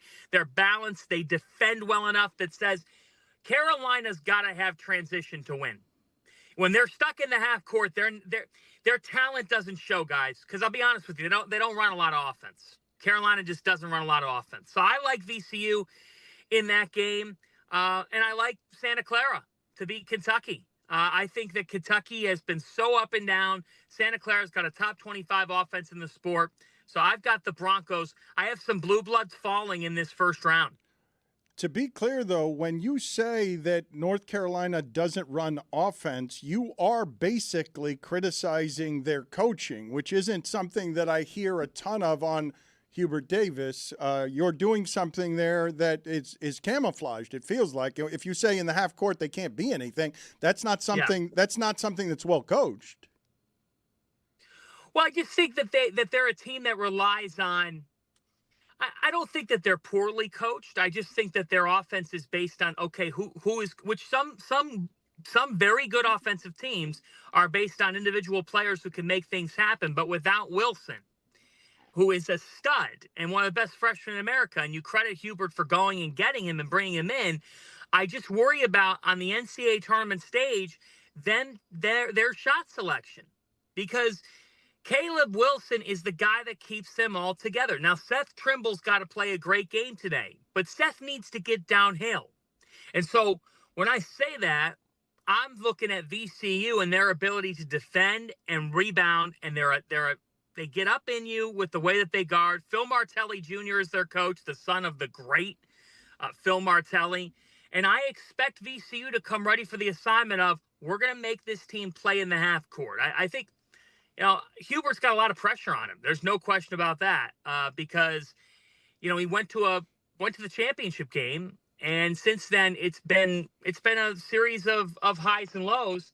And yeah, his team's shorthanded, but he's going to be challenged today. And, maybe I'll eat my words, but my point is, they got to be able to turn you over and get out in the open floor. It's just who they are as a team. They're without Wilson, they're not the same team in the half court. Coaching for his job, yes or no? No. I mean, if he loses this game, no, I fully expect him to be back next year. If he had Caleb Wilson, he lost this game, there'd be a lot of pressure. But, I'll tell you what. You're the coach of Carolina. You're expected to be in the mix for Elite Eight, Final Four, and they're just the injury kills them, but they're not. And last year they had a tough go at it. He was brought back this year, and so they could win this game, but then they got to face Illinois, and I don't think that they're going to beat Illinois. I just think Illinois is too much for him.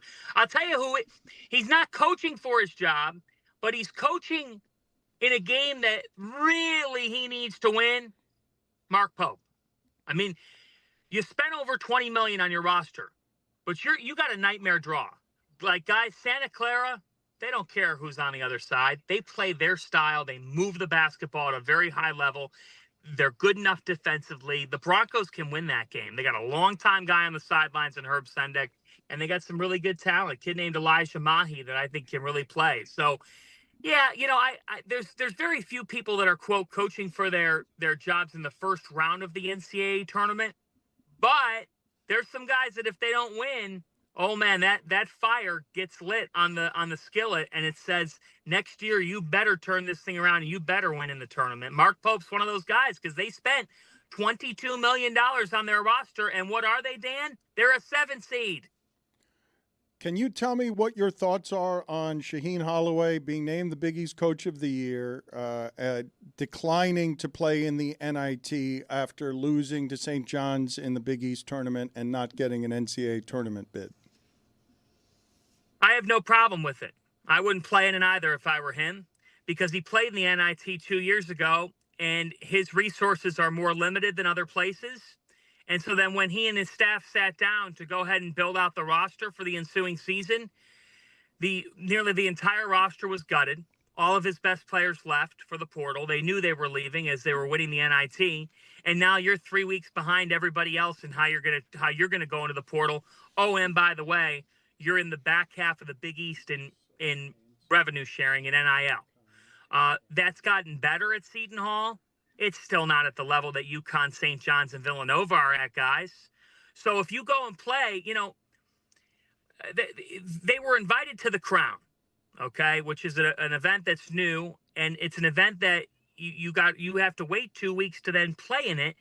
If you are a program that has to manage your resources and manage what you're going to do with your roster, you wait 1 day.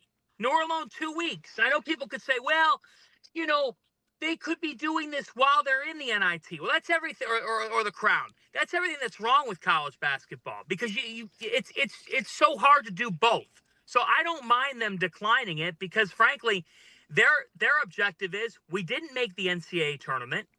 We got a couple guys who are not going to be here next year. A couple guys were like, hey, I'm out. Like, what incentive is there for me to play? The Crown, you get $300,000 if you win, and there's no Big East teams in the NIT because that league is tied up with this other event. So I don't have an issue with them, not taking that invitation, because in my opinion, it's better for a program of their status to go and start to look at what they're going to do with their roster, especially when the resources are what they are. John, I'm a big fan. I was introduced to you when I was a Browns fan. You would pop up on my algorithm screaming into your phone, speaking for many Browns fans. So I want to ask you about the news that broke yesterday about the Browns exploring new ways to destroy their franchise, petitioning the NFL to be able to trade picks 5 years in advance. Your take? My take is, this is like when you are in 3rd or 4th grade and you're in a classroom of 25 kids, and there's always 1 or 2 that find a way to send the teacher off the rails. Like, there's always that one guy that you're just like, did you have to take it that far? Did you have to take it that far? You just ruined the rest of the day. And we got to go an extra 20 minutes on math problems or on science because of your butt. The fact is, like, I just don't understand. I really don't. I said it when they did it, I don't understand why Andrew Barry has gone 1 for 6 on drafts, and because he's 1 for his last 1, he keeps his job. First off, that rarely works to begin with in the National Football League, where the GM and the coach are from different regimes, different eras. Nor alone in Cleveland, it's never worked. Ask Mike Holmgren how it worked out. You're pissed. Ask Tom Heckert how it worked out. It doesn't work. So, when I saw that news, I was just like, really? Like, really? The Browns, a city so starved for football success, couldn't have a sharper 180 in what the reality of the situation is. You sound angry, a lifetime of hurt, even though you're only 30 years old. And I need to clarify that Chris Cody was surprised that you're only 30 because of where you've arrived in the business at 30. Thank you. He doesn't see you very often on these lists of top 100 under 30s, and you should be, because it's fairly amazing where you've arrived at this age. But the most the Browns have hurt you in your lifetime is blank. Oh. I would say when they hosted the Rams on Sunday Night Football. I don't know if you all remember this. This was when Freddie Kitchens, right, was in his 1 year as the coach. And I went week 1 to the Browns-Titans game, and they got crushed. They were non-competitive. And then I went week 2 to the Browns-Jets game because I live in New Jersey full-time now. And I'm at MetLife, and Odell Beckham has an 87-yard touchdown reception and run. And so, Dan, I'm kind of thinking, you know what? This is going to be all right. It was a season rich with expectations. They had like 6 primetime appearances on TV, okay? So the next week, they're taking on the Rams on Sunday Night Football. And I think they forced 3 or 4 turnovers off of Jared Goff and the Rams. And, Al Michaels and Chris Collinsworth are calling the game. It's their first trip to Cleveland in over a decade. So I was excited and whatnot. They had a 4th down and 9. Real Browns fans can remember this. They had a 4th down and 9, and Kitchens called a draw play. Mike says it's 4th and 12. It was a 4th down draw. But Brown fans know where they were. As soon as he said the Rams, I knew exactly where he was going. Dan, it could have been 4th and 1. They didn't gain anything. It could have been 4th and 55. He thought it was 3rd down and 3. And he ran a draw play. And I remember sitting there and watching this and thinking to myself, I need help. This is a situation where I need to check in somewhere because I'm watching this for, at this point, 25 years. And I actually thought that this was going to be the time that things were going to change. And then where does my crazy brain go to? My crazy brain goes to Bill Belichick getting the job at North Carolina and finding out that he hired Freddie Kitchens and thinking to myself, well, this will be a dumpster fire. And it in fact was. So that was the worst thing because I thought that with Baker, I thought that with Chubb, Garrett, all these pieces were going to emerge. The night I had the most fun, like I drank a whole bottle of Fireball the night they beat the Steelers in the wild card COVID game. That's aggressive. Because it was just like watching Roethlisberger on the bench crying. Was just it was just an amazing experience as a Browns fan. Yeah. But my God, what they proceeded to do was just hard to fathom. It was hard to fathom. The Freddie Kitchens thing, the draw on the 4th down. Yeah, my daughter was born like hours later. She was a week early, and I'm convinced it's just because she wanted to be born to yell at Freddie Kitchens. Yeah, I mean, yes, and that's the life of a Cleveland sports fan. My son was born about 8 hours after the Cavs. Remember the Cavs-Pacers playoff game this past year where the Cavs were up by like 9 with like a minute and a half to go, and they lost the game because Halliburton said, like, that was when Halliburton really. That's why he ran into the paint and then ran back and then hit the 3 from the top of the key. Was that the game that Max Strus sent the group chat a message and then went 0 for 9? Yeah, it was really, just like that's the type of stuff that you just love. I mean, I could go through the years of the Pat Shurmur era in Cleveland was dark. I mean, holy smokes, some of the offense being run with Chancey Stuckey and the Wildcat. Like, please spare me. I mean, I'll never forget when LeBron, this is 07, no, it was not 07, I know, 09, and the Cavs are facing the Magic in the playoffs. And the Magic, Rashard Lewis could not miss a shot in that series. Him and Hito Turkoglu. And Lewis hits a huge 3. And my dad is in the living room, and he starts walking up the stairs. And I said, Dad, there's 1.1 to go. And then LeBron hits a game winner, and he comes running down the stairs, almost breaks his leg, and is going crazy. But my point is, like, my dad was walking up the stairs because that is, up until 2016, that was really the life of a Cleveland sports fan. And in football and baseball, I mean, in baseball, we've been the 16 World Series, it hit me like a ton of bricks. They were up 3-1. They should have won that series, and they didn't. You can't drink a whole bottle of cinnamon whiskey. Like, you just can't. It's tough. You can't do that. Whiskey is lifting a lot here. Speak for yourself. But no, you can't drink a bottle of Fireball. Like, that's not. Whiskey. What was the next day like? Phenomenal. It was a victory Monday. Yeah. I mean, it was glorious. I had Taylor ham.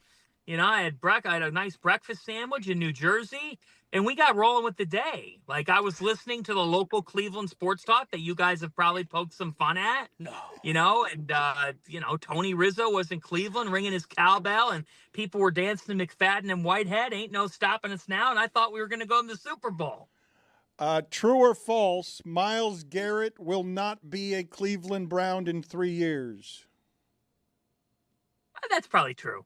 Yeah, true on that. I just don't and that's the cynic in me, because you just feel like he's going to try to end it somewhere else, and he's going to want to win a Lombardi Trophy, Dan. I don't know why he wouldn't want to do that, but like, it's a really weird dynamic. Like, he's an amazing player. He's going to go into the Pro Football Hall of Fame, but like when this franchise, they lack great leadership quality. It's just part of one of their issues, and it starts at the top. So I'm not putting that on Myles, but like, if I'm Myles, I'm trying to pursue a Lombardi Trophy, and I don't think it's going to happen in Cleveland. Your Final Four, real quick. I've got 2 things I want to end with. Your Final Four, just give me the 4 teams you've got.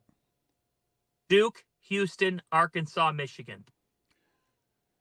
I have in front of me our Looks Like tournament. It is a tournament where we ask our listeners to basically write what some people in sports look like just based on their appearances. I have 4 teams for you in our tournament. I'm going to give you all 4. You tell me how you feel about how we've seeded them here.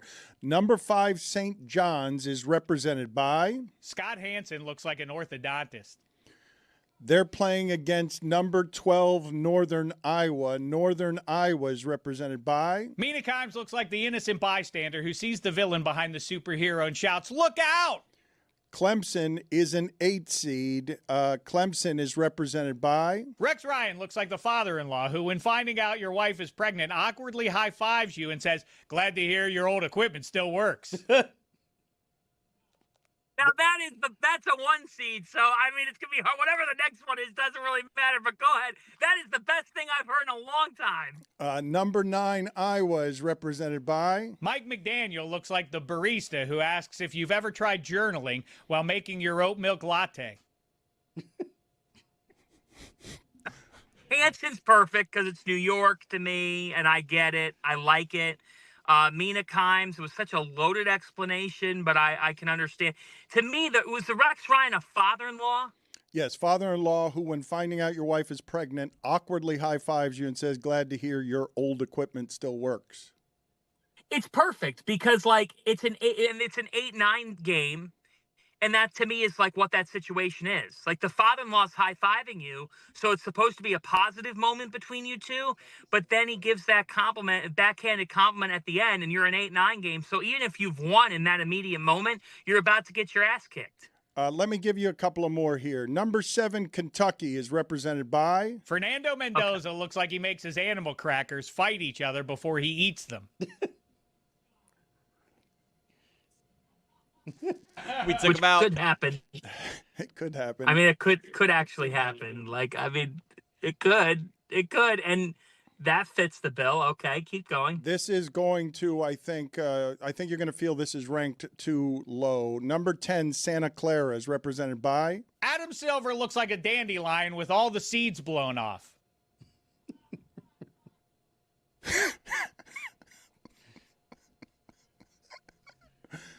I don't even know what I'm supposed to say. No, you don't have to say anything. We're going to just keep it moving here. Iowa State is a 2 seed. Iowa State is represented by Kurt Signetti looks like the uncle who comes to your house for Thanksgiving and before even saying hello says, "Your doorknob's loose."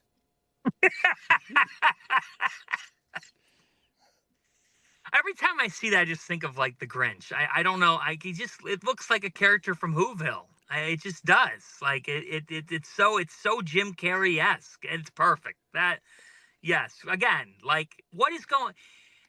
Do you think that he practices that in the off season? Do you think? Looking unhappy? I think he does. I think he's worked all his life at looking unhappy, and then he's succeeded. Instead of the gym, he's just in a mirror. Yeah, he's mastered it. Yes. No, he goes to the gym, looks in the mirror, and gives off unhappy. Does reps of unhappy. Do you think? Because right now he's the hero, right? I don't know how people on your show think. Like, he's the, hey, this is so cool. they did this. He took a program that's not a blue blood. Do you think that he will, sorry to get away from the bracket game, do you think that he will forever be the feel good, or that he's going to become a villain? We hate him. He's already a villain. He's driving Oh, the you pace guys- car at India. I'm like, oh, I hate you. One of the great Well, I'm glad that struck a chord. underdog stories in the history of sports, and you guys hate him. I wanted to ask you, based on what you were saying earlier about resources, who did the most with the least this year? Ooh, that's a very good question.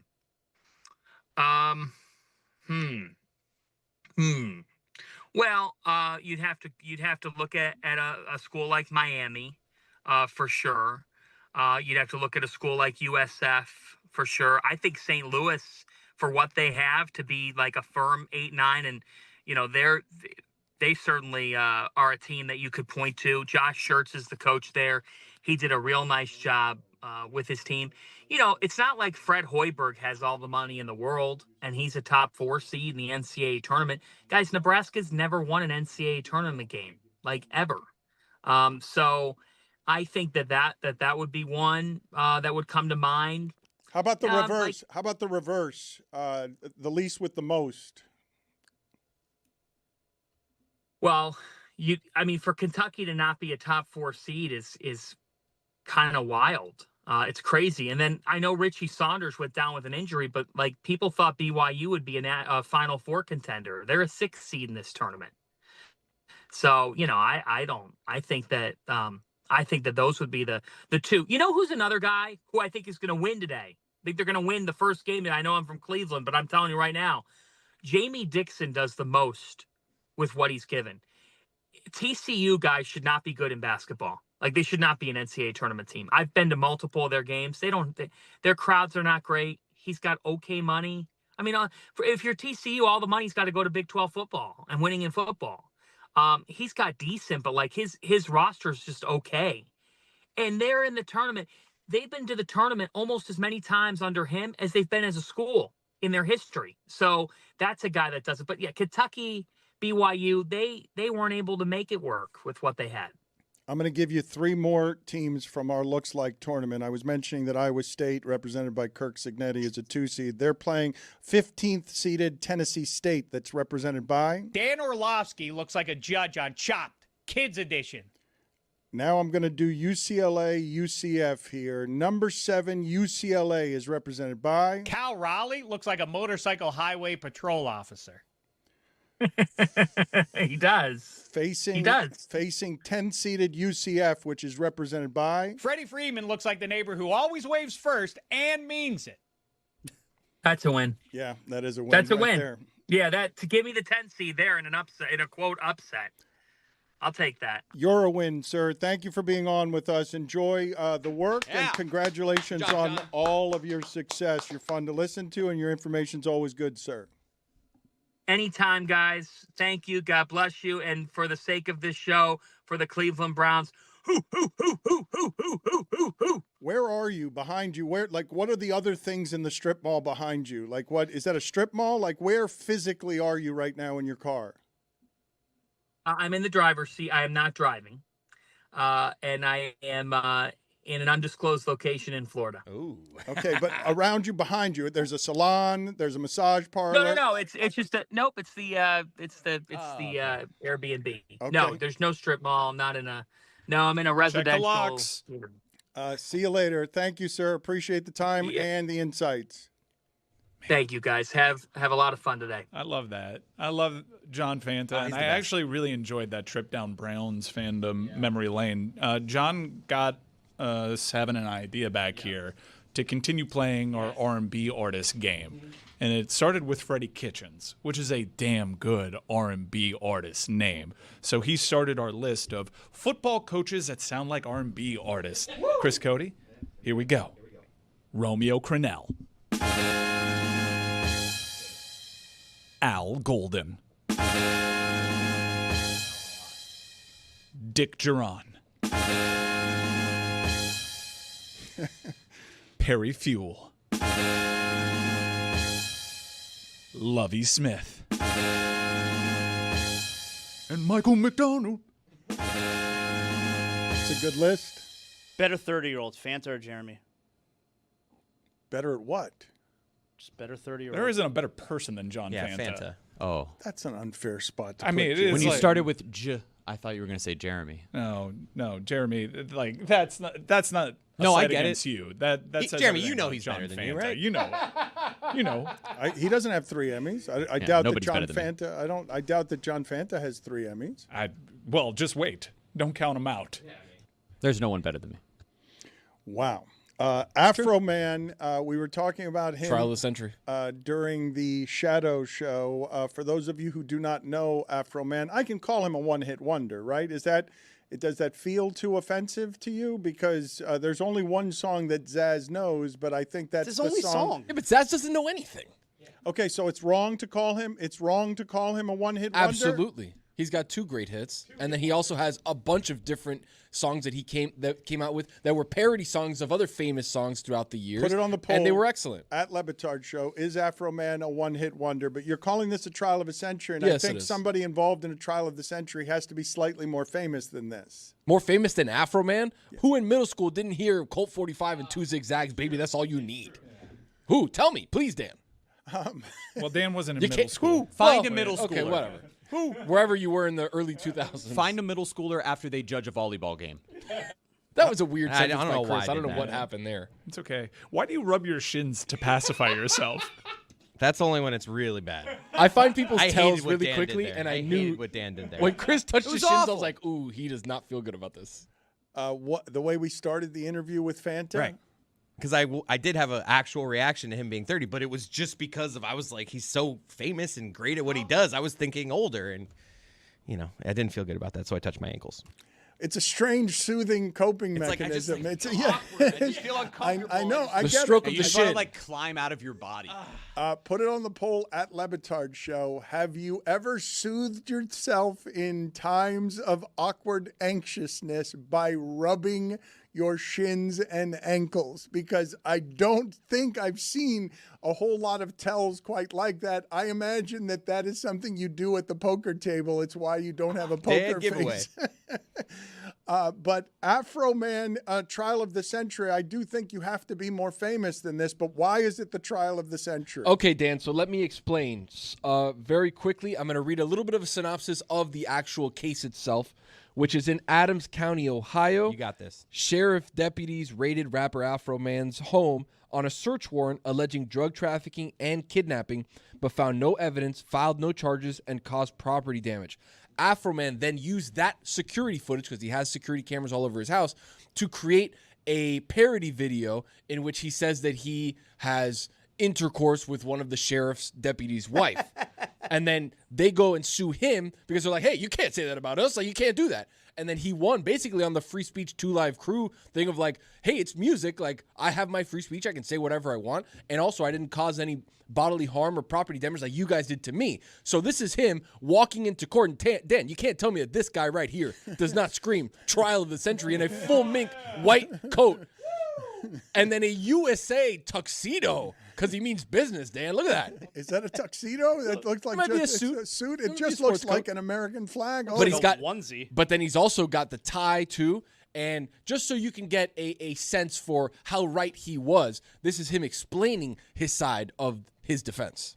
What they did, searching your house, gave you the right to do everything you Under did. the circumstance that I got freedom of speech, after they run around my house with guns and kick down my door, I got the right to kick a can in my backyard, use my freedom of speech, turn my bad times into a good time. Yes, I do. And I think I'm a sport for doing so, because I don't go to their house, kick down their doors, flip them off on their surveillance cameras, then try to play the victim and sue them. I mean, Dan, trial of the century. He didn't even need a lawyer. Just came in and says First Amendment right. And I banged his wife possibly. And the guy who said he had to take the stand, and the judge and the attorney asked him, "Did Afroman bang your wife?" And he's like, "I don't know." He probably didn't say bang your wife, but I'm trying to lighten it up for the families. What an embarrassing question to be asked. Can you imagine? People. Did Afroman make you a cuck? Let's listen here and watch Afroman celebrating his giant victory in the trial of the century. Yeah!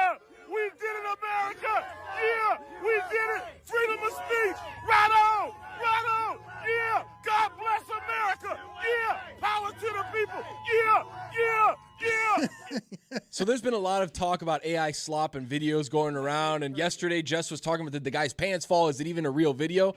If you would have told me this was AI, I would have been like, yeah, you know what? It is. It absolutely is. Because where is Afroman coming in with a white mink coat with a USA suit around NPCs behind him screaming, yeah, America, power to the people? Do you know that his Twitter account bio has him as a 2024 presidential candidate? I didn't know. He did. He had a short run. Put it on the poll, please, at Le Batard Show. Was Afroman in the trial of the century? And also put it on the poll, did you know that Two Live Crew went all the way to the Supreme Court to win a free speech case? I'm curious how much of the younger audience actually knows that. You mentioned AI slop. I read that Val Kilmer, with his family and his family's estate's approval, Val Kilmer, we lost him to cancer, and the movie is called As Deep as the Grave.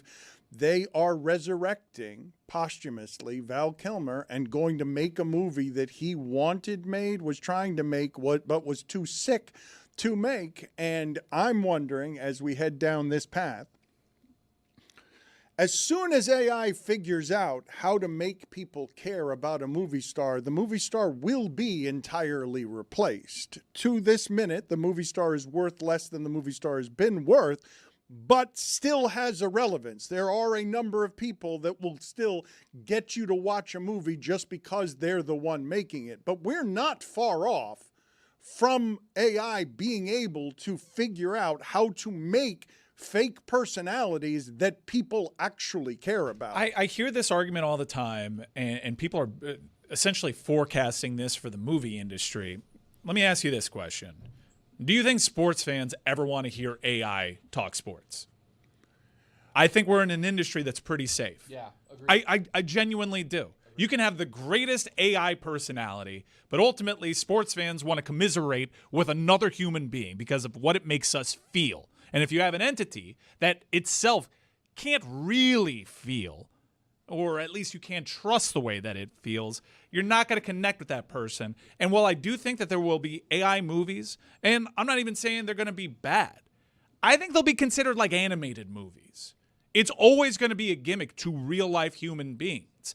I feel some kind of way about it, but if it's his dying wish to have artificial intelligence make this movie and his family's on board, I understand it. Let's give it a whirl. But I never anticipate humans messing with this on a total, complete level. Understand what you're saying there. However, in this particular case, they're resurrecting the dead. This is not, it's not a person, but it's not the first time that's happened. But it's not a person that's going to be starring in your movie, but they're going to recreate a person that you have feelings about that is someone who might have gotten you to a movie once upon a time, and you're largely not going to be able to tell the difference.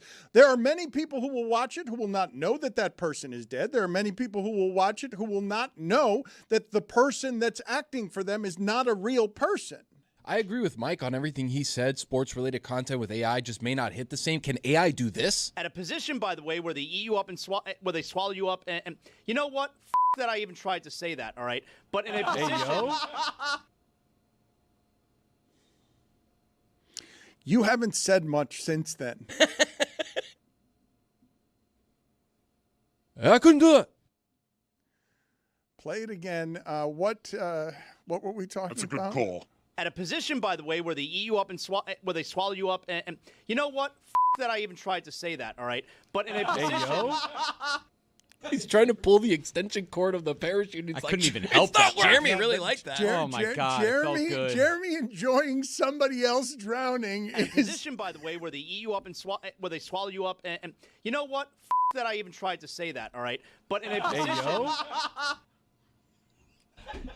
Pair the Jeremy laugh with the David Samson laugh. Have them both go back and forth here. I think I like that one so much just because you guys jump on me for saying W wrong. So when it's that bad, it was a bad You moment. said dumb. You said W when we were talking about the women in the WNBA getting their asses how'd you just kicked say? in negotiations.